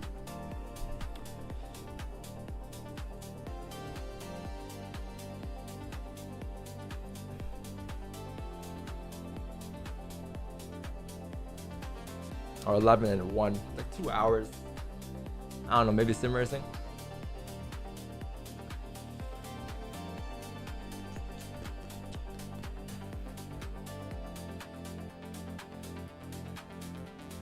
I was looking at the tracks. It's Monza this week. Maybe, I don't know. That's like my rating. I'm not gonna race though. I just might be doing laps. Maybe we'll see. We'll see. Maybe. Let's see, chat. If we get 100 pips in this trade. If we get 100 pips in this trade, maybe.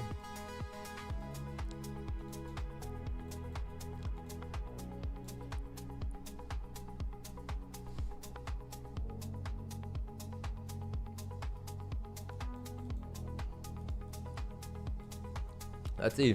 Can this 5 close bearish? What time is it? 39. 13 seconds left.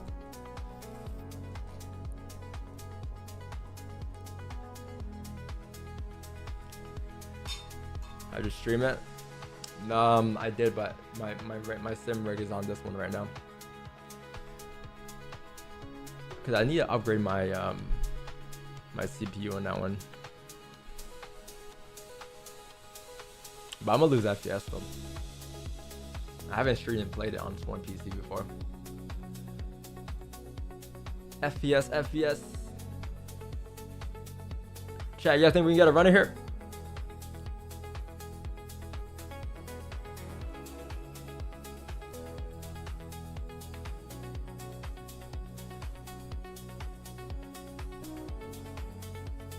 I think maybe like 40 pips. 40, 48-ish, like in these zones especially.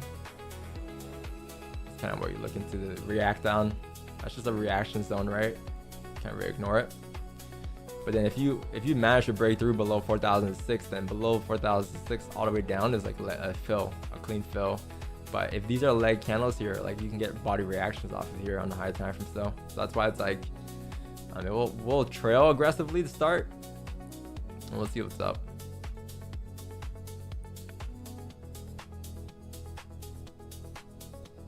But yeah, just be mindful of like 4009 to 4007.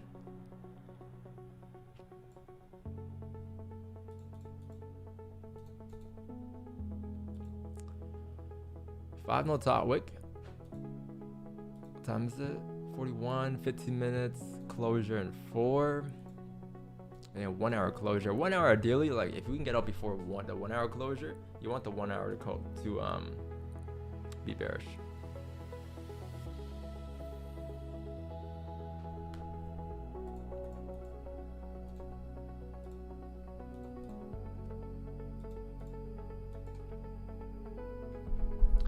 Can you talk to him about stop loss? Stop loss is 4222, 2200 pips. So stops are up here. Let me just place this so you guys see.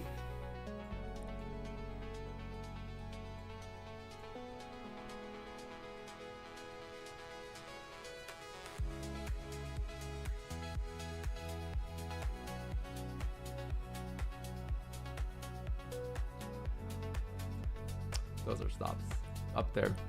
And then management is like above here. So we start to like close above these areas. We'll start to match trade. So I think that instead would be maybe like 1,200. So like almost half. So I think management could be somewhere between like 15%, 10 to 15%.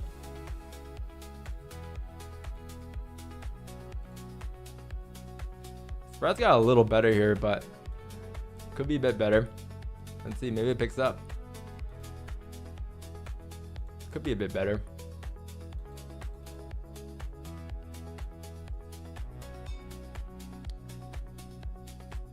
The camera at 10 FPS.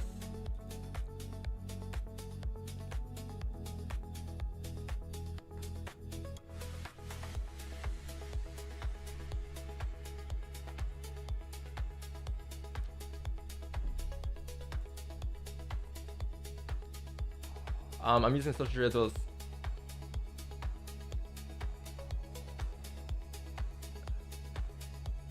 No, it's not a funded. It's just accounts. It's just accounts, Wagman.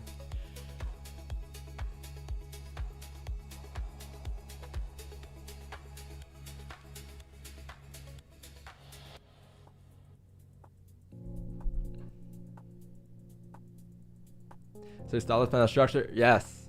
WSSSS5, bro. Yeah, it depends on the structure. So like that's why like my stops over the years have increased in terms of pips because the market ranges have increased, but it's the same strategy. Like it's off of structure, yeah. Usually off of the 4-hour structure. But then if we get to a point where we start breaking structure, right, and going against, then that's when we manage. But hard stops are like set off of structure, yeah. Hard stops are my 4200 zones or 4238, and then if you look at the structure, like at what point are we gonna shift, it's like more so here. So then like anywhere between like here and like up here is when we're starting like for management. But yeah, literally right on.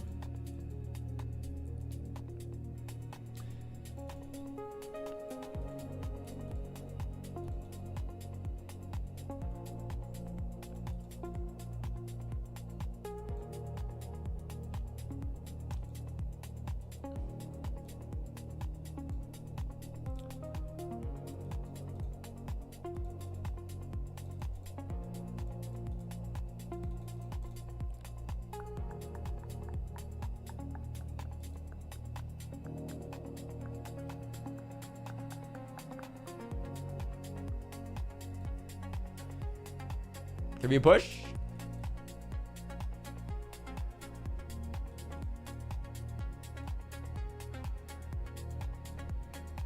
Spreads are water. Got a little water here too. The next rebreak, you could be back in profits. And then the rebreak at lows chat 4,000. I'm pretty sure that'll be BEs, right? Assuming if you break this below this clean traffic right into our BE zone at 4,009 anyway, so it's like right there. 4,009 is just a wick fill. So that's why that is our first BE zone, that wick fill on the 30. And then next zone is like 4,007, 4,006. So that's where we're gonna trail stops at. And then if 4,006 breaks, then we get runners because I don't have much going down. Maybe like 4,004 afterwards. But all of that breaks, that's runner territory.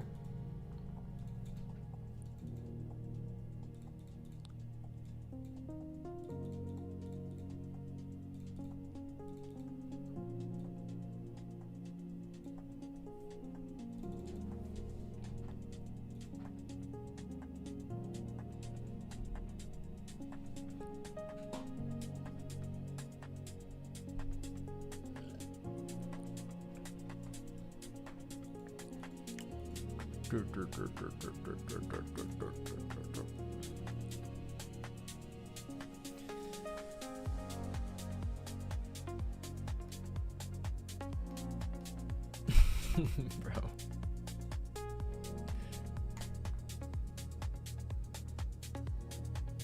Waterfall. So I'm thinking about all the people who FOMO'd. What do you mean? Yeah, bead zones, chat, it's all up to you what you want to use, right? Like, you can use different zones. These are just my zones that I have here. If you see something that I don't see, use it. All right, but these are my levels for like BE zones and all of that. If you see clean traffic all the way through, then you don't have BEs. But for me, for this exact trade, this is what I got going on.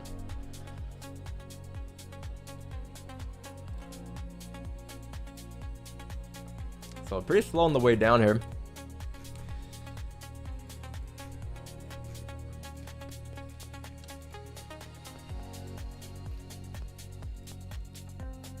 Pretty slow.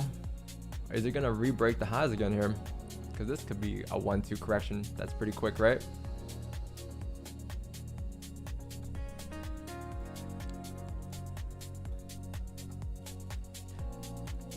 Chat, this trade here is based off of 30. 30-minute, the candles on the 30, but then we also use the 4 and the daily back up to back it up. But if I were to put it into the spreadsheet later, it's going to be 30-minute time from entry, and then 4-hour and daily, like in terms of zones and targets and the overall idea in general. But the 30-minute is what we looked for after this bullish closure. I like the structure here, and then it was just a matter of like structure. Like we got top wicks like twice, right? 22 tapped, came back down, and then at 16 rejected, came back up towards 22. So then we finally had a rebreak a low sell stop situation. That's pretty much it though.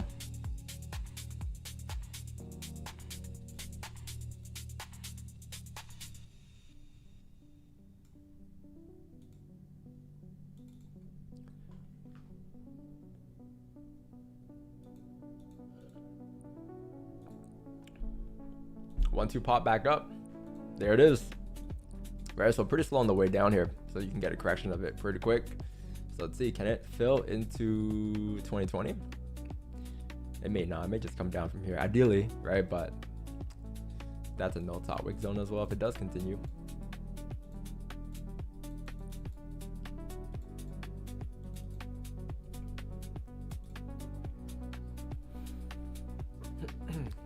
Yeah, the risk is the same, bro. Risk percentage is roughly the same. Soft, like the trades are the same too.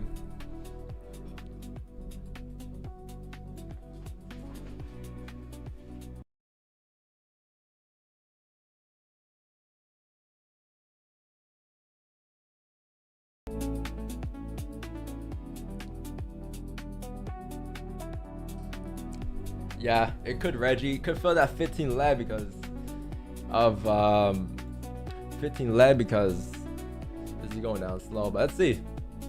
You also have a 5 lead that hasn't been filled yet too.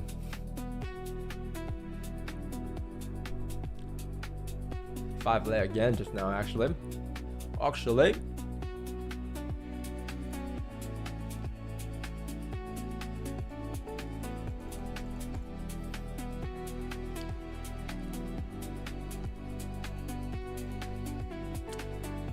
Can it be? Once again, another reaction. Struggling. Look, it's just like 1, 2, 3, 4, 5. 5 taps, 6 taps, 7 taps, 8 taps. 9 times the charm. So yeah, BE zones, just remember that. I have 4,009.36, so that is the BE zone. BE zone. So the rebreak of this should give you clean traffic down to wick fill. I think that's only maybe 6 pips away.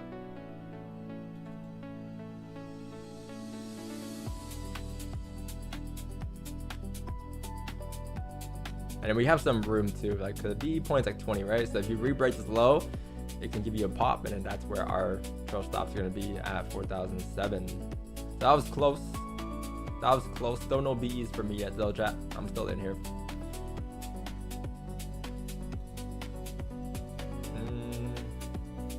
Still like 3-4 pips away. I'm still in here.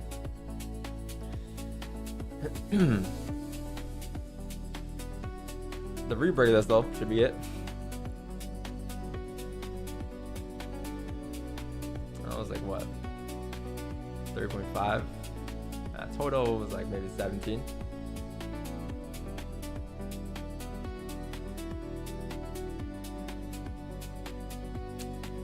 One hour closures in a minute and 8 minutes as well. So let's see, could it be? Could it be? All right, chat. So BEs, trail stops and profit, tap that second line, trail stops to this line, right? And then if it breaks 4,006, which is again 4,007, 4,006 could be a little rough, but if it pushes through, then you have clean traffic for runners. Spreads are kind of wide though. Let's see. If it taps into this white line, we'll move it down towards this white line next, okay?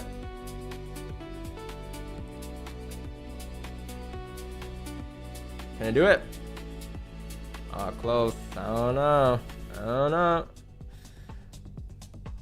But look, this is what I mean. Like price just determines like what you're gonna get, right? You don't really determine that. Price just determines that for you. But you just preset the zones.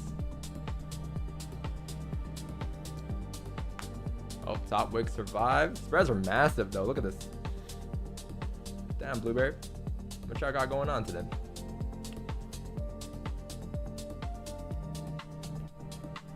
That was close though.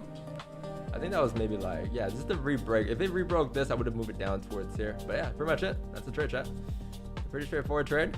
One of the ideas we had from today. I think this was a little newer into the session though. We added this because we got more information after we printed structure here, because our original idea was more so below like 4,000, right? But yeah, I'll take it. $9.40. So risk, like no runners there. I didn't think we'll get runners. I wanted runners, but with the spreads and everything, it was just unlikely. I did think we'll get like around 40 though, right? Which I think we peaked at what? Yeah, around 40, you know, around 40, looking at the trade idea. But yeah, pretty much it, chat.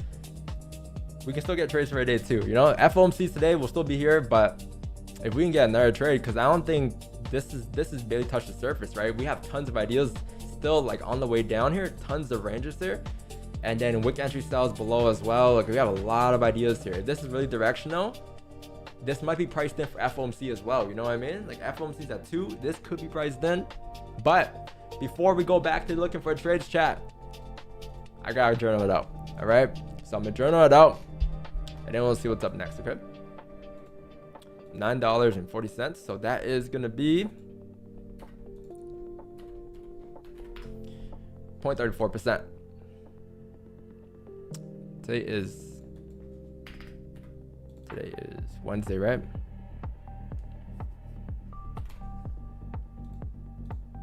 Okay. So yeah, I'm gonna journal this out, chat, and then we'll come back and we'll see what's up. All right, chat. W trade them. Today is the 29th, 7th, 2026. What time is it? Trade was sent at 9:33. That drawdown wasn't that bad though. It was a little slow, which is the annoying part, but I don't think it was that bad, right? Bearish, bias is bearish. Normal sells. That was just regular breakout, really, right? Regular breakout. And stop was the 30-minute time frame, like I said earlier. Entry was the current higher low. Stop loss is the 4-hour stops. TP was the, what was TP based off of? 4-hour leg candle fills, right? So 4-hour time frame. Next logical form resistance, PE, yes. We used the, so this is the part. We use the 4-hour, we use the daily, right? We also use the 30-minute, that was our entry. So that's pretty much it, those 3 time frames. We looked for just a range fill or even a leg candle fill on the 4. You can put that. That was a win. 0.05 lots again. Stops are kind of big there. I wonder if like we can use a 0.6 now for 2200 pips. Maybe. Pips wise, what did we do there? Pips wise, chat, we did 18.8. So again, no runners, but I'll take it. And then what else? What was the drawdown there?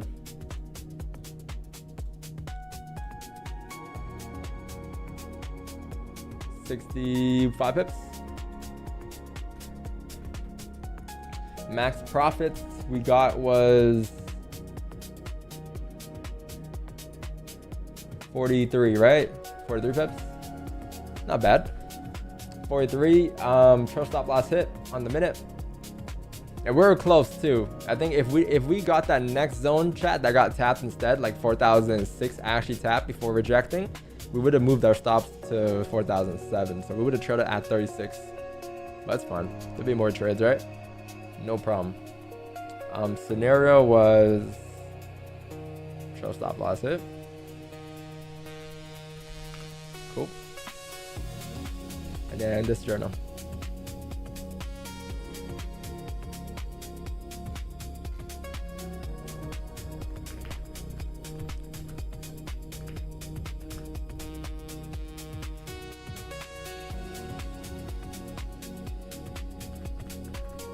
$933 NY gold sells. We looked for breakout on current higher low on the 30 and fault. And then what was that? 18.8.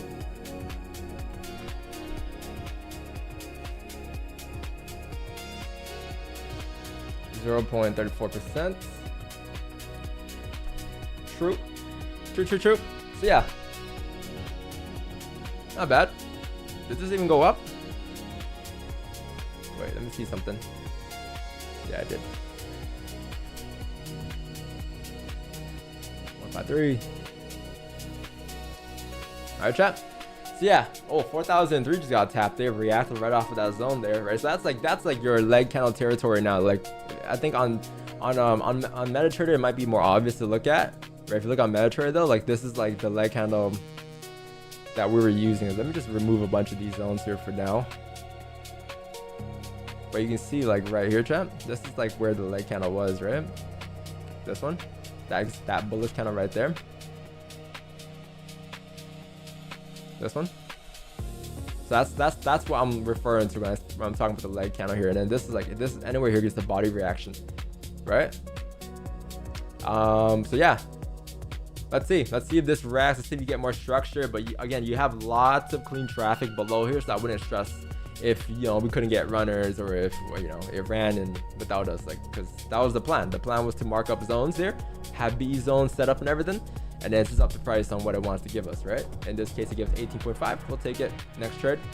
Maybe we'll get a runner, right? But yeah, this is what's next. So this blue zone could be reaction zones, could be a pullback area. Again, this move down, I think it could have been a lot better. Like it's still, like this is still a very weak move, I'll say. I expected more volume on this push. But you can see that you can tell by the candles here, it's been very slow, right? So this could get corrected quick. If it does get corrected though, and then it decides to come back down, that's your 4-hour body reaction off the leg candle. So then below here is continuation of the cells anyways, right? So maybe you'll get a top wick at 24. We'll see. But yeah, leg candle fill is around 220 pips down towards 39.83, and then below 39.83, 39.88 chat is our daily zone, our daily target, 39.54. So worst case, if it just rips down from here, that's fine too. I'll let it drive down here. If there's no structure, I have no choice but to let it drive down, right? I'll let it drive down here, and then first initial pullbacks, wick entry sells. But I need this to really pick up in volume for us to get the wick entry sells. I'm assuming that if it, let's see, how far is this? This is how far? This is 140 pips. So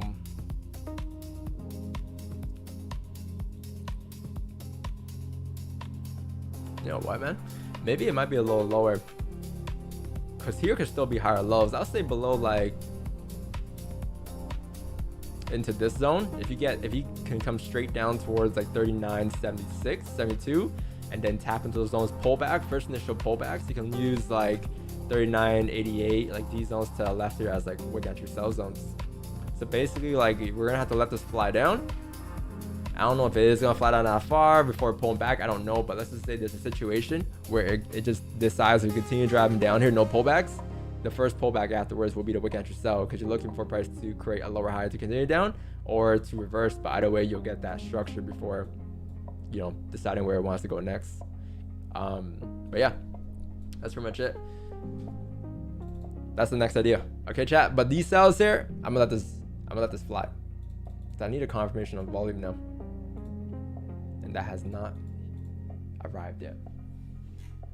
Do you risk a fixed percentage per trade regardless of how wide the stop loss is? Yeah, so the bigger the stops, the smaller the lot sizes are, obviously. And because my full lot size right now, it's like a risk percentage / fixed lot size. So my max lot size is a 0.14 lot that I can use, but I don't use that because unless we get 400 pip stops or something like we used to, that's the only way, right? But at one point we just use a fixated lot size until 2026 came and the conditions just got fucking wide, right? Like it just got so volatile. So that's why like it's more percentage risk / like fixed. But yeah, at 3K, I'll be increasing my lots again. At 3K, we'll increase it to like maybe a 0.16, so something small, but 0.16, and then which means that today's position, let's say I use a 0.5. When it hits 3K, we can use like a 0.6 instead or something, right? So it's a small increase. Done. That 1 hour LED might be a thing finally. Which one is this? 1 hour LED? Yeah, this one right here. Yeah, that and the forward. Yeah. Yeah, 1 hour lead is not bad too, actually. Yeah. If you get body reaction, let's see. Wick entry sells, chat, or continuations. Continuations could be doable, but look where we got that trade at, right? So it's like kind of in the same zones we got before. A little close. You know, same area-ish. Same area. I think we're approaching the zones, our original zones for sells here, 4,000 right now. Yeah, I'm gonna stream at fomc later. We'll be on. I might be on here till FOMC. I gotta see. Maybe. I don't know. But for sure, I'll be on for FOMC.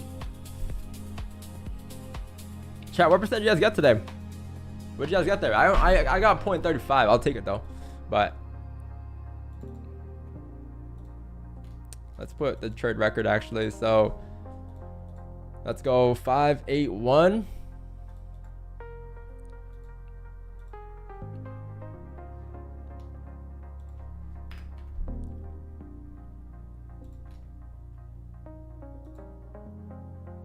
$7,729.44.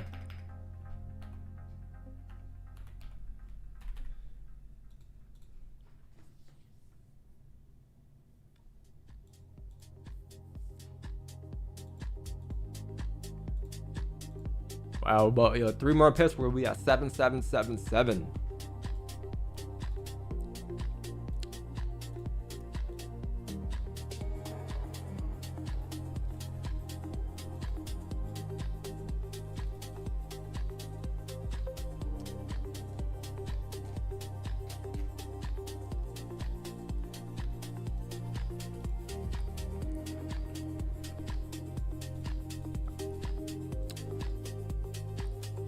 Earlier someone was like, why are you selling the low? We sell low, buy high. We gotta sell lows to make new lows, right? Look, I'm pretty sure we took some sells before up here, right? Like, I'm sure we took some sells up here before. At one point, this was a low. This is the new low, right? To follow the trend, you gotta sell lows. That's just how it works. The trend. If you follow the trend, you're following the trend. You're not leading the trend, right? So when you lead the trend, you're always gonna be like taking the lows and or the highs, depending on the bias that day. That's just how it works, though.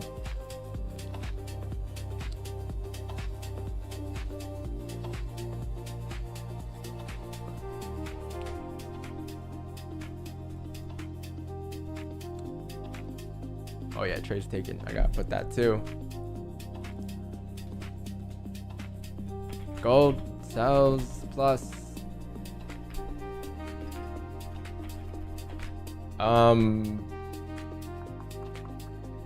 Plus 0.34%, 18.8 pips. 0.34%, right? Yep.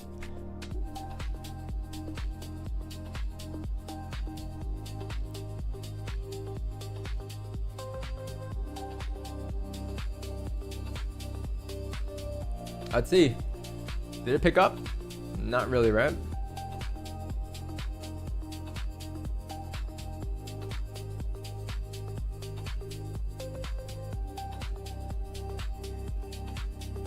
.9? Damn. W.9.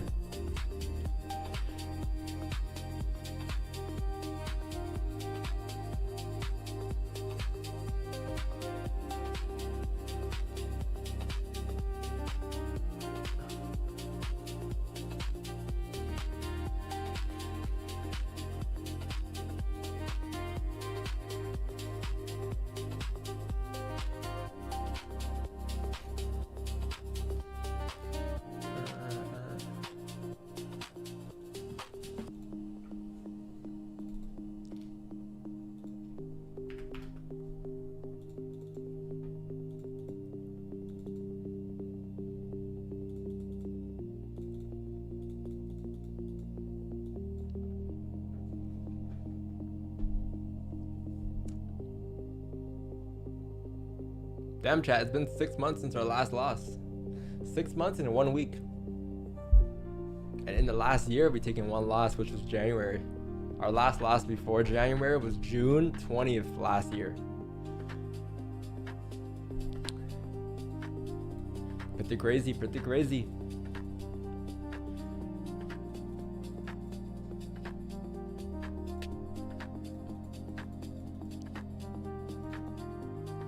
Let's see, I think spreads got a little better now. Could this pick up?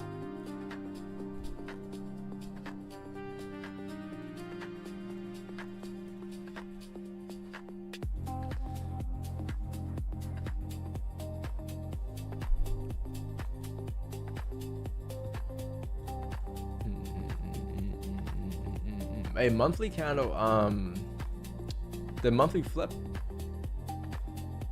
Yeah, monthly just flipped again. So monthly might close the leg candle. And that daily range that hasn't been filled yet, right? It could be today, chat. FOMC, let's see. Fuck, it might be priced in. If you continue moving, I can't imagine, like, there's a possibility it could be priced in.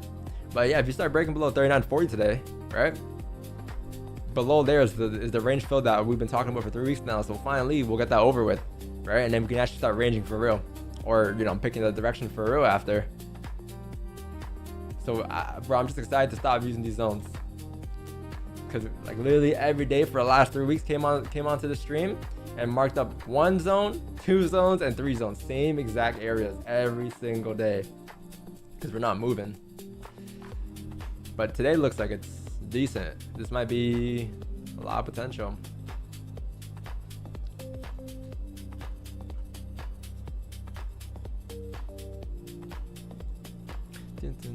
Spreads got a lot better too, right? Right there, they're barely visible now.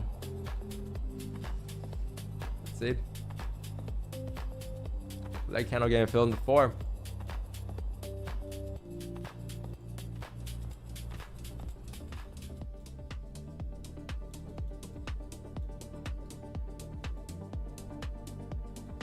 And then what we're looking for, I'll say this entire blue range we're probably not gonna look to be part of anything. I want the wick. Actually, hold on, let's see.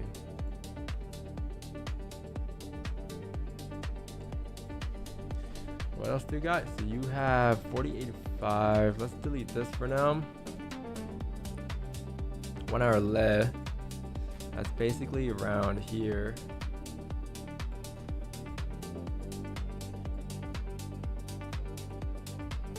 $82. This is 82 as well. Double confluence. Yeah, honestly, chat, I think I'm just gonna let this range fill, like down towards 82. If you can break below 82, and then first initial pullback, like obviously you want this push to be strong as well, right? So if it just continues falling down, great. Let it drive down. If you can just continue to push down, and then the first pullback after tapping 82 minimum could be wick entry sells, because then you're looking for a price to create continuations, or you're looking for a price to create structure before going up, right? Either way though, if you're looking for a reaction here, right, that wick entry sell could be valid, but you want this drop here to be like a continuous drop then all the way through until you break below 39.82. All right, chat.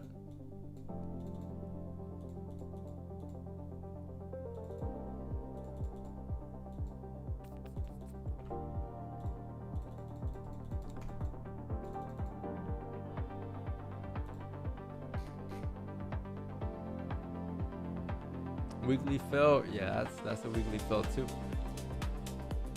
All of that just goes back to that daily. It's clean.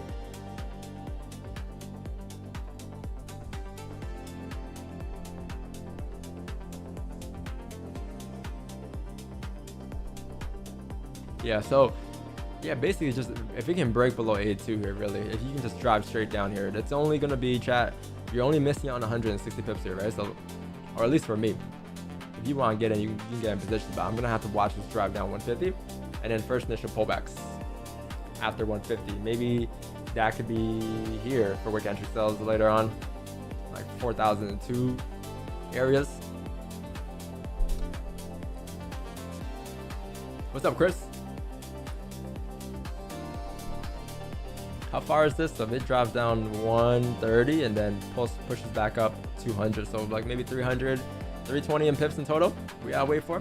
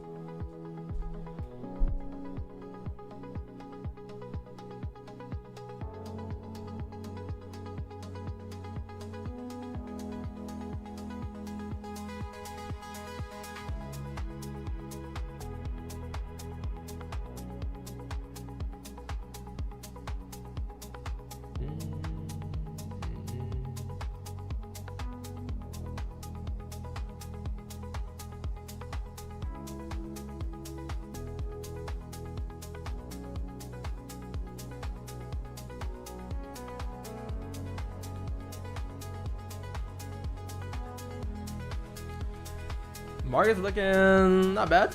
Pretty good. Pretty good, pretty good.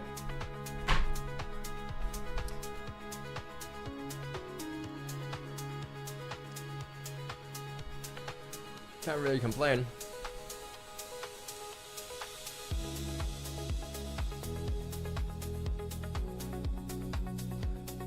FOMC later, guys. Yes, 60,000 traders online right now.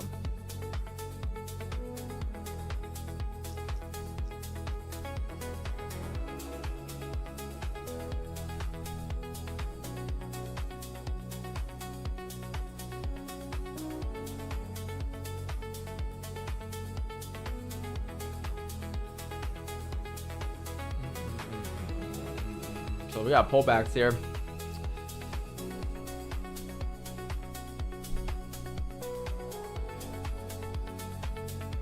It's trying to break the lows. Yeah, look at the minute, right? The minute's like it's coming down, but you know, they can literally take one count and wipe out this entire move down. So how significant can it be really if that does happen, right? It could literally just come all the way back up like this.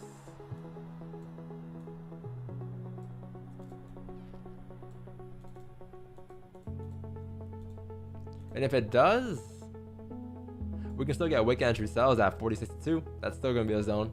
Because if it comes up from all the way down towards 4,001, it comes back up towards 40.62. I mean, the only hard part is waiting for it to drop about 580 pips. But then once it does, up there is like your idea, right? 40.60. That's not too bad. But yeah, that could be an idea for layer 2 chat. One of the ideas we had today.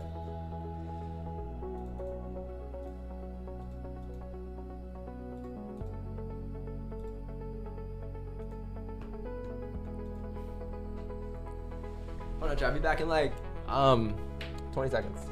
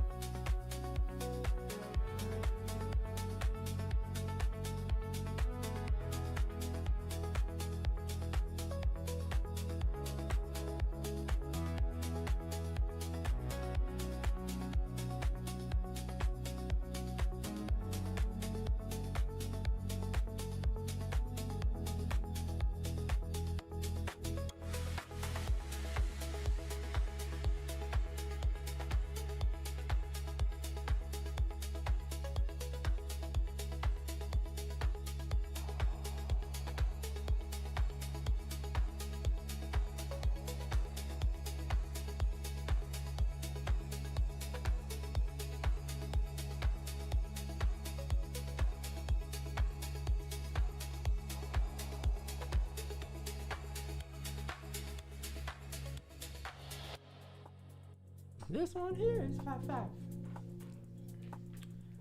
I'm outside my body, you right. That's up.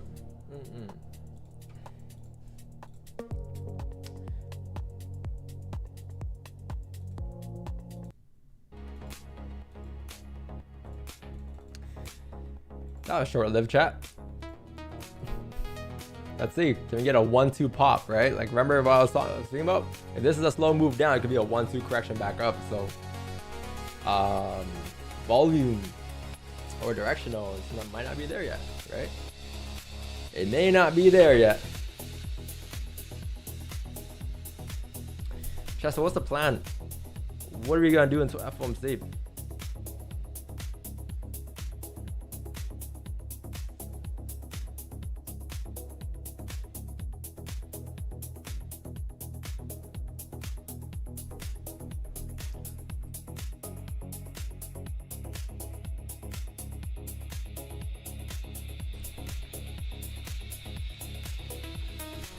What's the plan to FOMC today?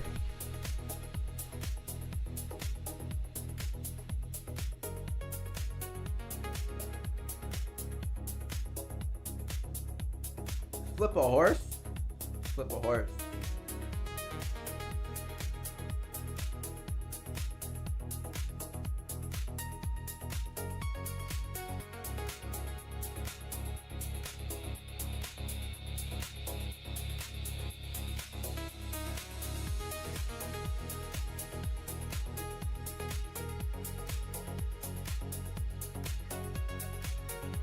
Plans got a drawdown. Okay, drawdown, Eddie.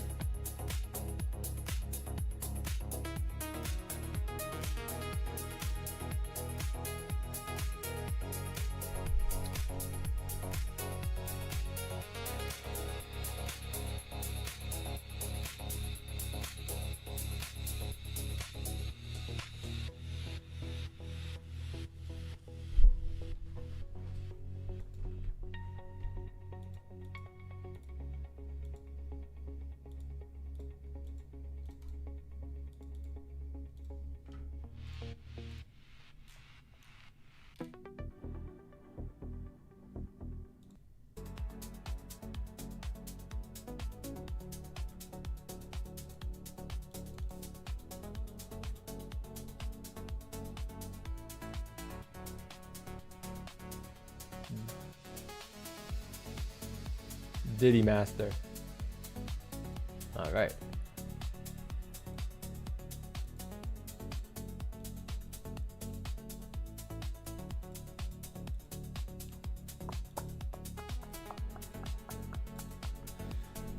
I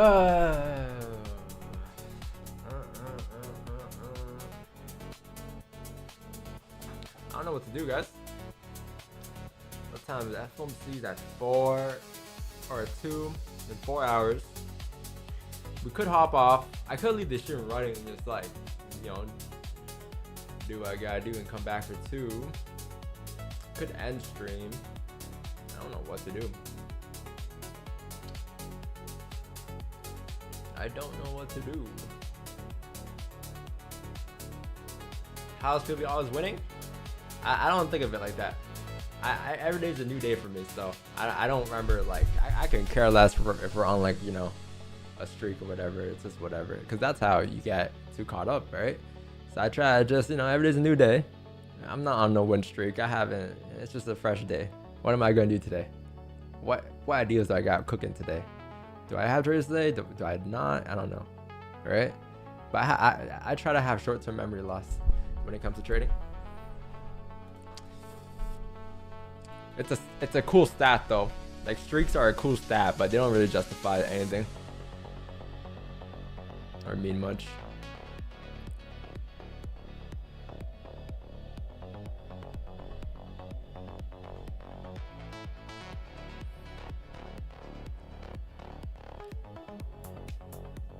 What's up, Spaceman? Do you think we might get a reaction from 15 to 25? 15 to 25, I think 24, yeah, 25 zones. I think here could be a reaction area, yeah. It's just that if it corrects this entire, if this is a 1-2 pop, right? It can break past 24 as well. I'll say the 1 hour, the 4 hour flip is at there, so I don't know. I'm maybe a little higher. You can get a reaction, maybe like 46 to 41 zones, maybe a little lower actually, like around 36 zones. 24 is a 4 hour flip, so you gotta keep in mind, like if that flips bullish, you can just flip and drive, right? Immediately.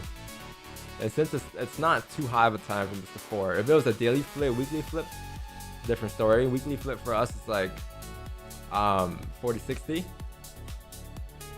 or what? Yeah, up here it's a little different when it comes to the weekly time frames. But on the 4 hour time frame, you can still flip and drive. It's within the same motion. But I'll say 36 more so. That's where I got ideas at. Look at this, chat. See this candle here? This is your 1-2 pop, right? One candle wiped out this entire range here. So clearly, like, you know, it wasn't that bearish yet. And which is why we don't have wick entry sells yet, because this doesn't classify a bearish move. This is a very short-lived move. And the way it comes down is more important than the actual zones. If you look at the minute structure here, you see how like much of a struggle it is? It's a struggle. So therefore it's not that strong, right? Strong is more so looking like, I'll say, let's get an example here. Strong is more so like this. This is a bit stronger, right? That was like last Thursday, I think, or something. Like, you know, like these counts are actually pumping, right? Not like no constant struggle movements. So spreads play a huge part in that too. Because we were in drawing earlier, I was like, chat, spreads are kind of wide here, right? You want that to kind of close. But yeah, it's just small indications to add up.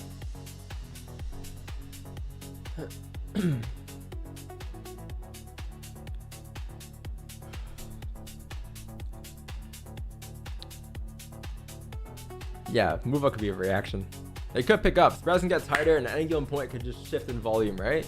That's what we're waiting for, though. That's what I want to see. You know, I would like to see if it can just shift down below 81, constant movement, strong movements, no struggles. But that's not always the case.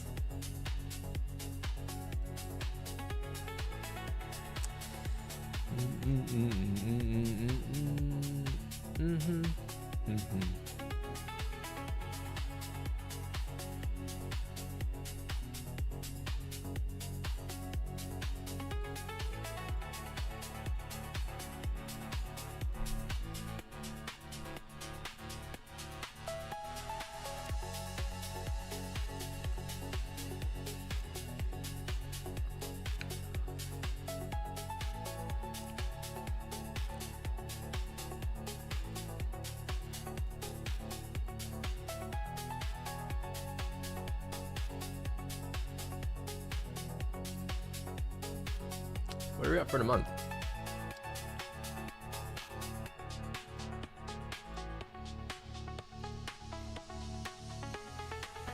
.88%. Damn, so we might finish this month below 5. I don't think. Oh no, we had a 3% month in May last year.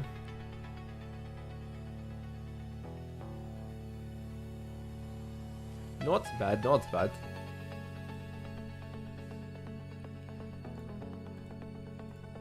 Not bad, not bad. Not bad, not bad, not bad, not bad. $77, so like 30% of this is maybe like, we're gonna withdraw like 20 bucks.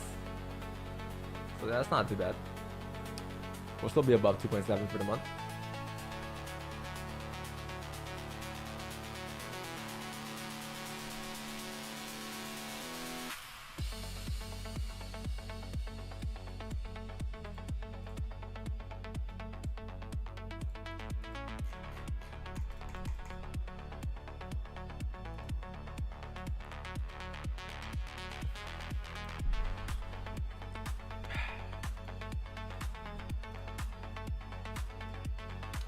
Not bad, not bad. Check. We're not 100 likes yet.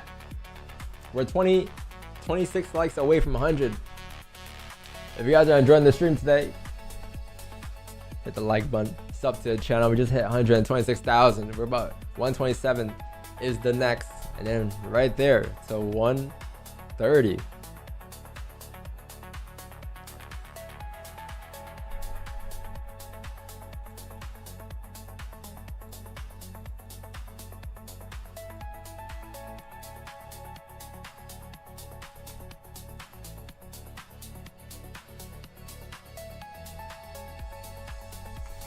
$130K subs done by Spundits. Just curious, what do you do with the withdrawals? I live? What do you mean? Like, why else would you withdraw? And why else would you trade? To live. Like, wait, what do you think? Like, just, yeah, I just, shit, I don't know, live? Like, why do you make money? What do you do with the money? Fuck it, live.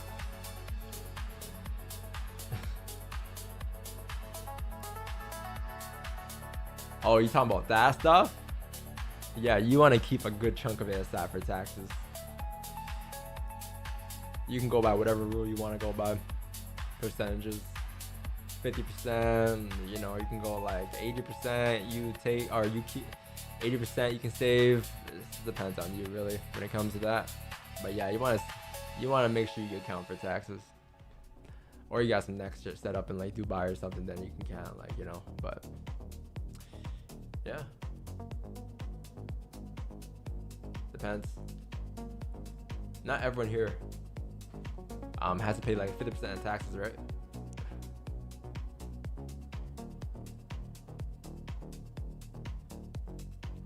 Do you think it will go down? I don't know. I'm not too sure.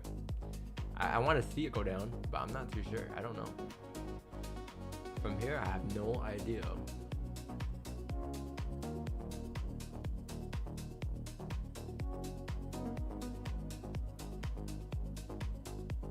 %. Is crazy work? Yeah, 50% is basically it, man. 60, 55, like they're not, bro. They're acting as if they're the one taking the trades. Like, bro, I'm taking the trades.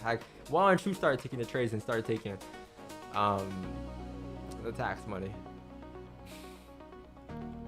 I'm over here like doing all the hard work and they just take a cut.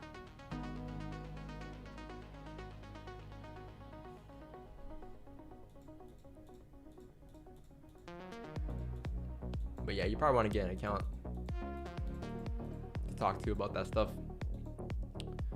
I am not a financial advisor.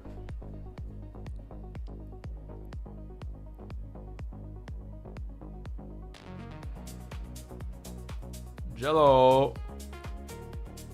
Good morning, bro. We are looking for. We're looking to see what happens now. Whether we can break below 39.80 or whether we can pull back before. That's what we're looking for right now.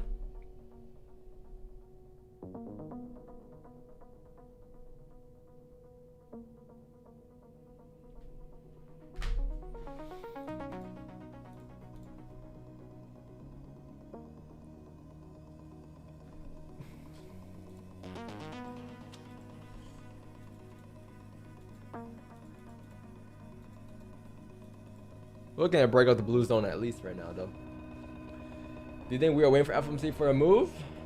Yeah, I don't think this move was enough to be a price did move. So yeah, I think FOMC could bring lots of volume. Yeah.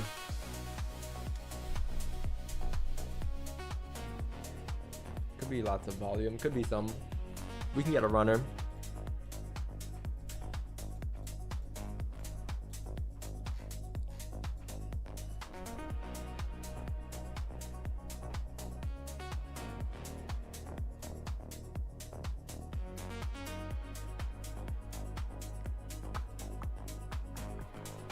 Could get a runner.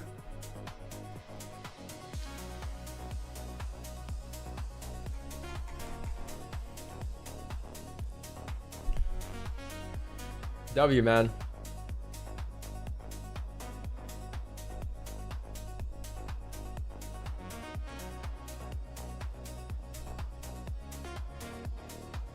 Lecandle on the 1 hour, maybe.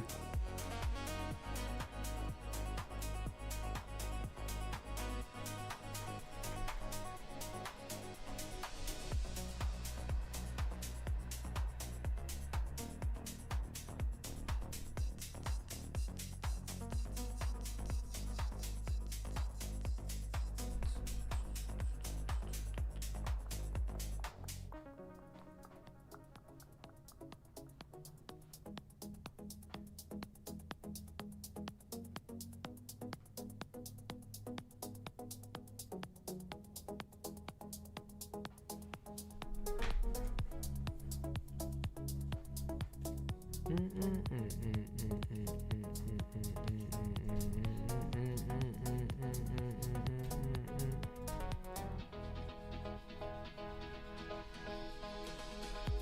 know the best part about trading, chat? The best part about trading is that you could trade however you want, wherever you want, whenever you want, because you're free. And it's not like working a job where you have to clock in. But here's the thing. When you have in trading, right, since you have more freedom, you have more responsibility. So you are at your own fault to manage your account. If you blow your account, like it's like literally, it requires a lot more discipline than working a job, right? Because you have more freedom to do whatever you want with the account. So whereas work, you know, it's more like scheduled. Like, you know, you work your regular schedule and then you get paid and then you go on and you know you're gonna get paid for the hours you're there. But in trading, sometimes you show up and you don't get paid. Like we didn't get paid for like 7 days here. Our last trade was the 22nd. Before that on stream, our last trade was the 16th. So that's almost a month, 2 weeks of no trades, right? But within those 2 weeks, you had the freedom to do whatever you want. You had the freedom to like take trades. You had the freedom to wait for trades, whatever. Some people blew accounts within those 2 weeks. Some people didn't take any trades, but you're in control of all that stuff and what you want to do. So yeah, it is more freedom, but freedom comes with more like responsibility.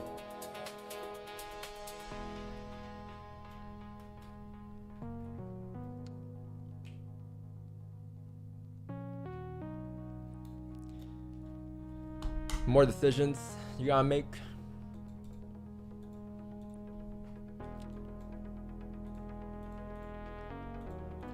It's not the easiest job, right?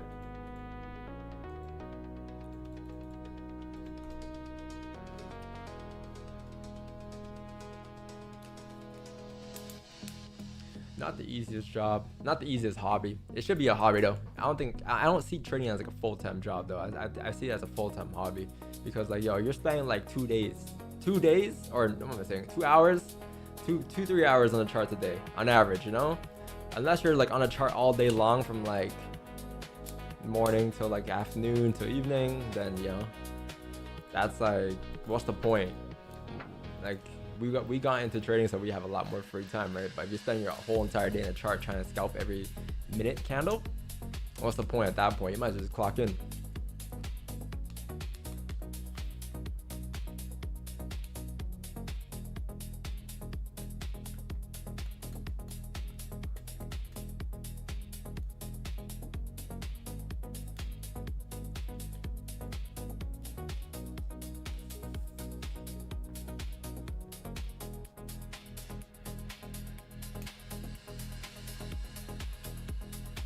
It's stressful.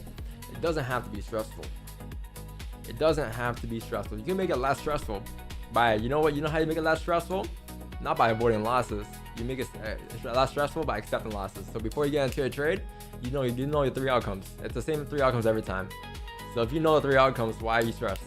You're probably stressed because you're probably over leveraging. You're probably over trading. But if you know the 3 outcomes and you know that you're gonna wait for your setup, you know that once you get your sub, you're gonna take it. If you don't get your sub, you're not gonna take it. There's nothing stressful about it because you're already accepting the fact that these are 3 outcomes: win, loss, and break even. No matter the result, you know the result. You actually know the result in trading. You don't know how it's gonna end, right? But you know the result, and then that's the part that you can actually control. You can't control like how many pips you're gonna get. You can't control how many pips you're gonna lose. Or you could control max pips you're gonna lose. You control max pips you're gonna gain, right? But the market will control like what it's gonna give you. Then you just apply less pressure and then it becomes less stressful. It's only when like you're forcing like certain amount of pips, right? You need to get 100 pips. You need to get a positive RR. You need to get a negative RR. You need something, you know? Because then that's just fear of like not getting enough, fear of wanting more, and that's what makes it stressful. But really, it's just, if you know the outcomes, 1, 2, 3 outcomes every time. No matter what, you use the same strategy to find those 3 outcomes every time.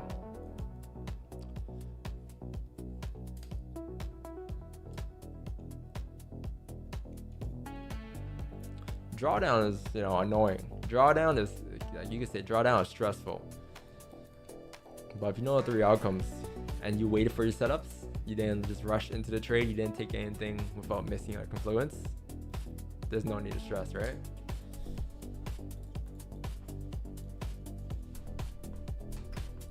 The learning curve, yeah, the learning curve. Okay, to be honest though, the learning curve of trading is not that much because it's just like psychology. That's the hard part, right? But the trading itself, strategy wise, quick to learn. It's just applying it with the psychology. That's the hard part, because 99% of it is really psychology, and that 1% is like clicking the button, buy or sell. But that just takes time, right? If you can accept that it's gonna take time, it's no longer stressful. If you can accept that it's gonna take 8 years to like build or grow or whatever, like however long you set, like a timeline with like 10 years, or just take your time with it. When there's no like date you need to do things by, it just becomes less stressful. Still gotta learn though, right? Still gotta go through the reps, still gotta mark up your zones, still gotta like, you know, back test, journal and all of that, take your trades, see if it's a winner or a loss, wait for the outcomes. But at the end of the day, it's like, it's all just data that you're collecting. So if you don't put a timeline on it, there's no pressure.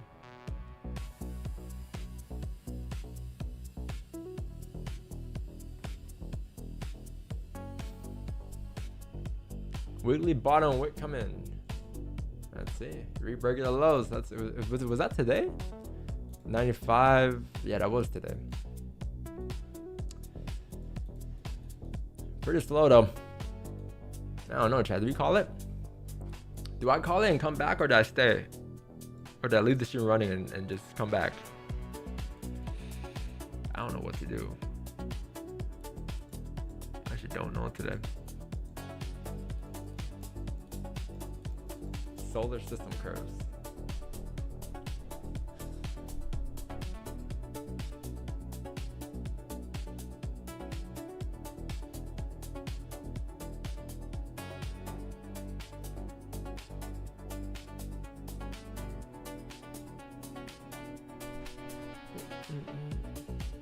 You're missing fomc?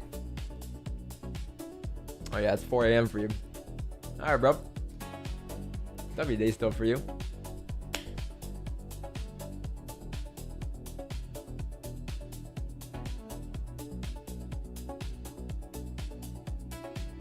Thank you, bro. I don't know, it's just that I'm gonna be back for FOMC, but that time between now and FOMC, I don't know. Let's see. Hold on. Let me see what's up.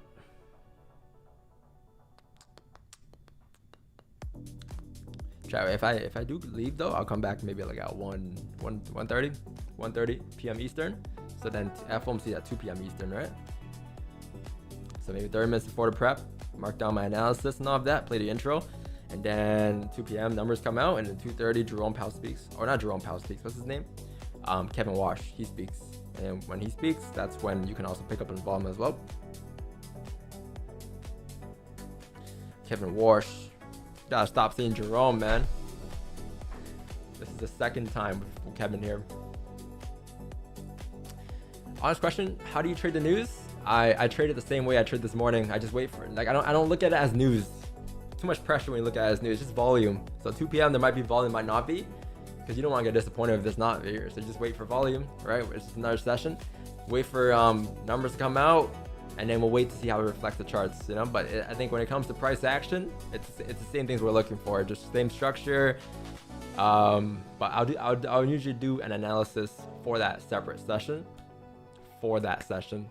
and then those are the ideas that we'll have. Last FOMC, we came on at 1:30. We marked up an idea for wick entry sells that was like maybe 600 pips away. Price came out, drove up 600 pips. We got the wick entry sell. So it's just like same thing that I would do every day. Nothing like changes. There's no like special like buy stop, sell stop, or like I'm not trading like directly the impact on it. I'm just gonna trade the same way, in hopes that there's volume though, because sometimes you might not move. But hold on, chat. You're moving right now. Let's see. Maybe we'll get another trade today before FOMC.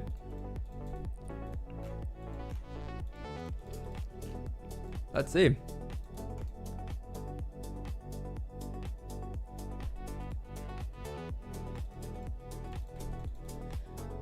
Kevin. Kevin. We're on this power era. Yeah. Good day. It's gonna be I wonder when he's gonna cut rates for the first time again. Usually it's like September. September FOMC is like crazy, bro. Every time it's September FOMC, like quarter 4, September, October, November, end of quarter 3, quarter 4, that's like, it's usually crazy. That September FOMC is always crazy. Every time.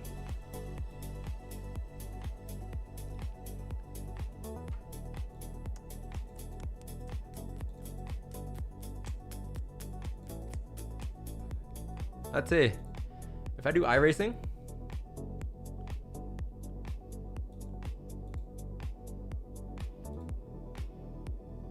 what tracks they got today?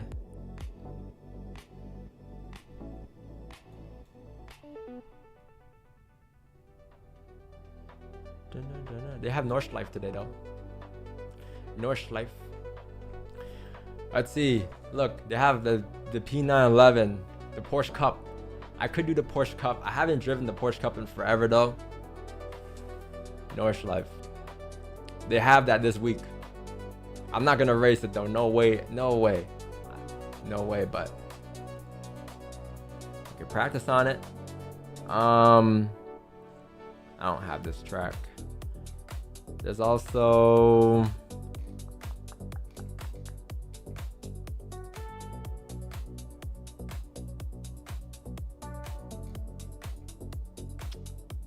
there's Monza. There's Monza for IMSA. Monza's not bad. I could do Monza.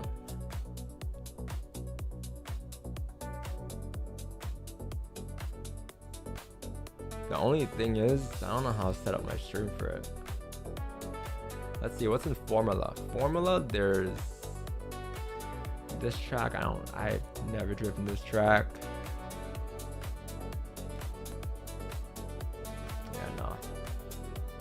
It is looking like if I do race, it's gonna have to be on the sport car series. Shit. Suzuka GT3s.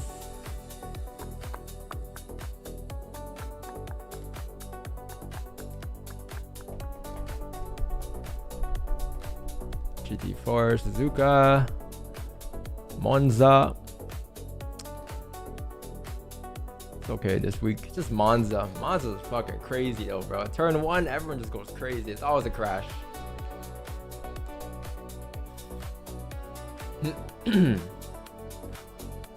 Nordschleife. Are they invisible candles? Yeah, that's invisible candle. Yeah, I say so. This is invisible. Invisible. Non-existent.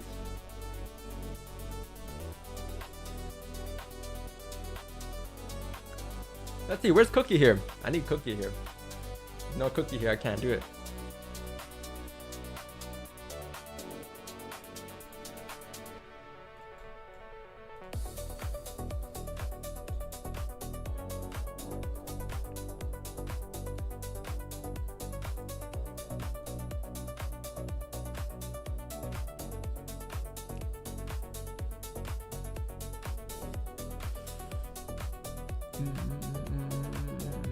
Cookie's not here today.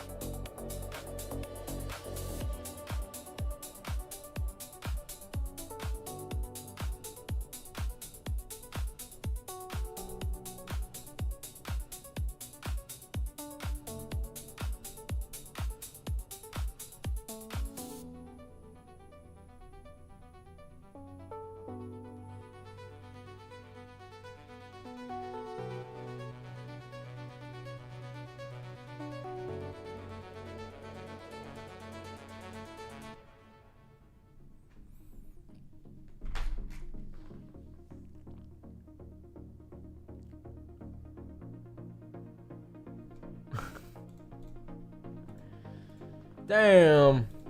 Damn. Damn.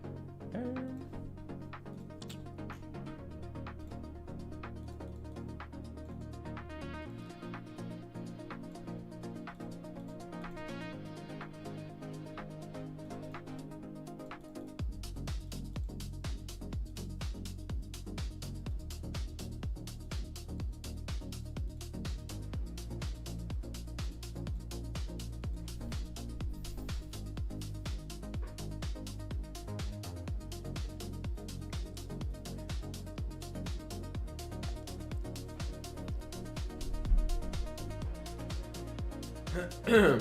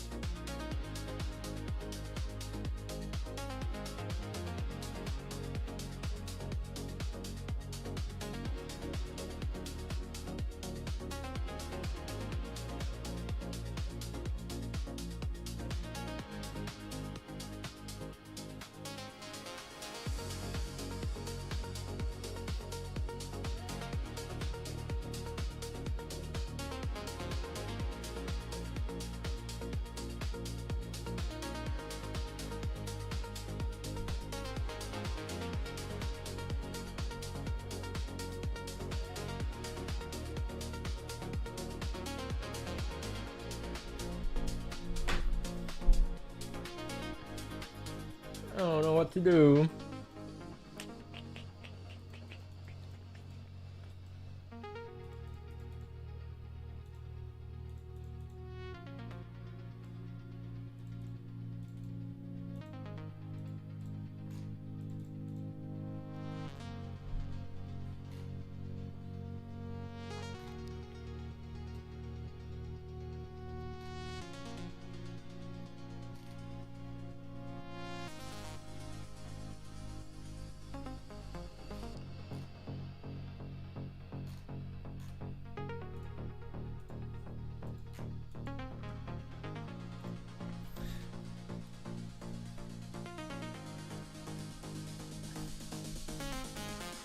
Let's see. I'll make a decision by 11. Let's see. 8 more minutes, chat, until a 1 hour closure. It's looking like it's pretty dry for the NY session though, so far. But yeah, 8 more minutes until 11, and then we'll see what's up.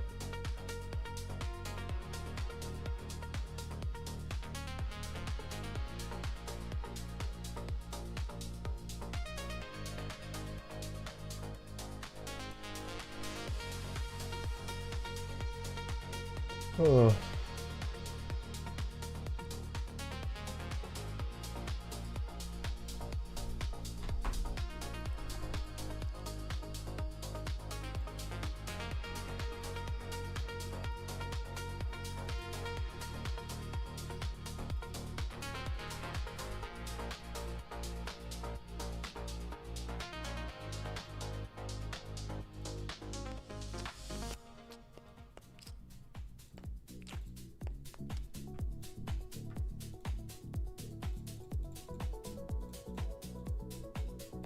Wow, 20 more pips, 21 more pips until 2000 in 2026. Sheesh.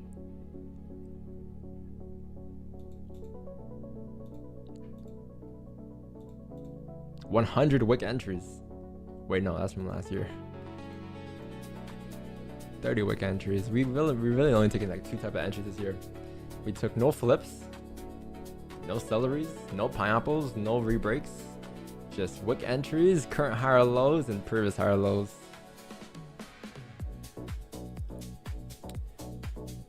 One hour time frames. Liquidity has been the setup type for the most part.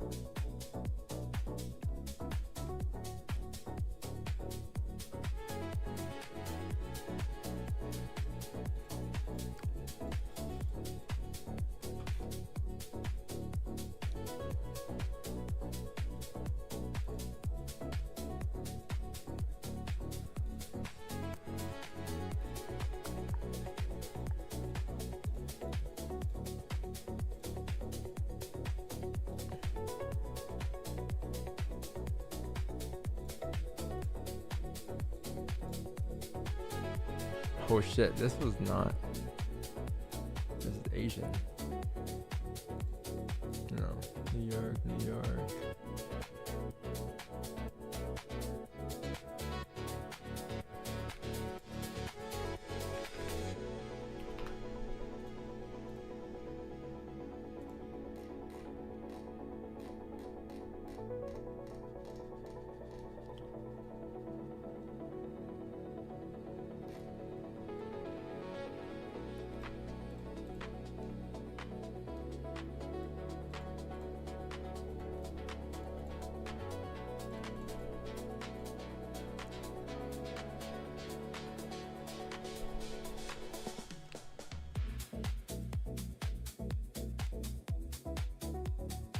One chat, be right back.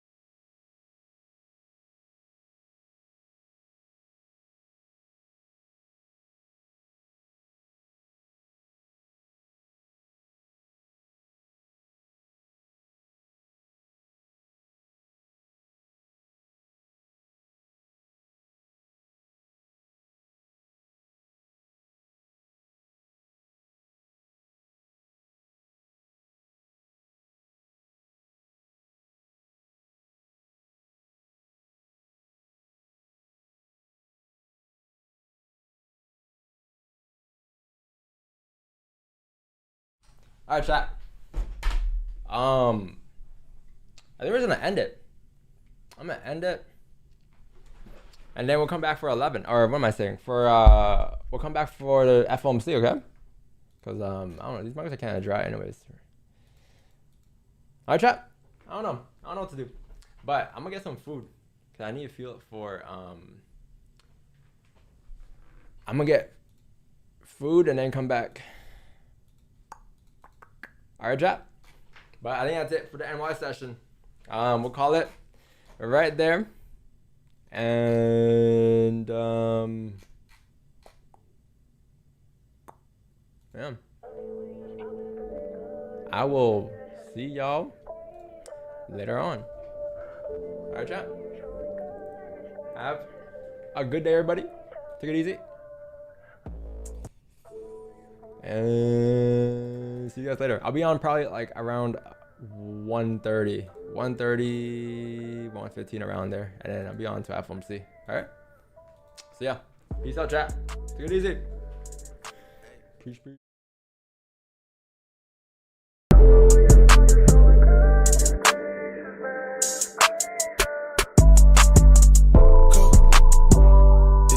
I'm watching the moves and playing it close. SOD, super soap. Rainy days, his and hers, matching coke. Jet so big, feel like a boat, staying afloat. I'm watching the moves and playing it close. SOD, super soap. She was a hoe, but I ain't gon' judge, cause that was way before. I know Cleopatra at the pyramid tonight. Cinderella Benz, I got bucket seats inside. Roll a backwood with my enemies inside. Hey, okay. Yeah. WhatsApp attachment, first time I seen you naked. I didn't say Santorini, but you text and faded. Say you coming home and give me that goodness gracious, goodness gracious. Watching the moves and playing it close. SOD, super soap. Rainy days, his and hers, matching coke.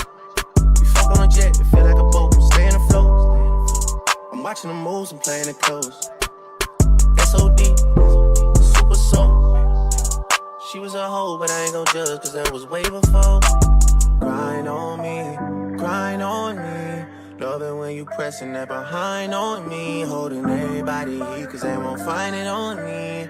Who said I can't dance with a 9 on 9 on 9 on 9 on 9 on me? Giddy up, giddy, how you rolling out, girl?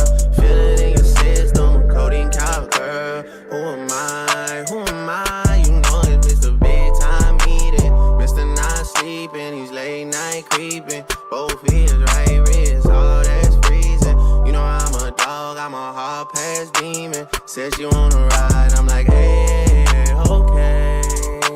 Shawty wanna ride at the first season. Shawty wanna ride at the first season. Shawty wanna ride at the first season.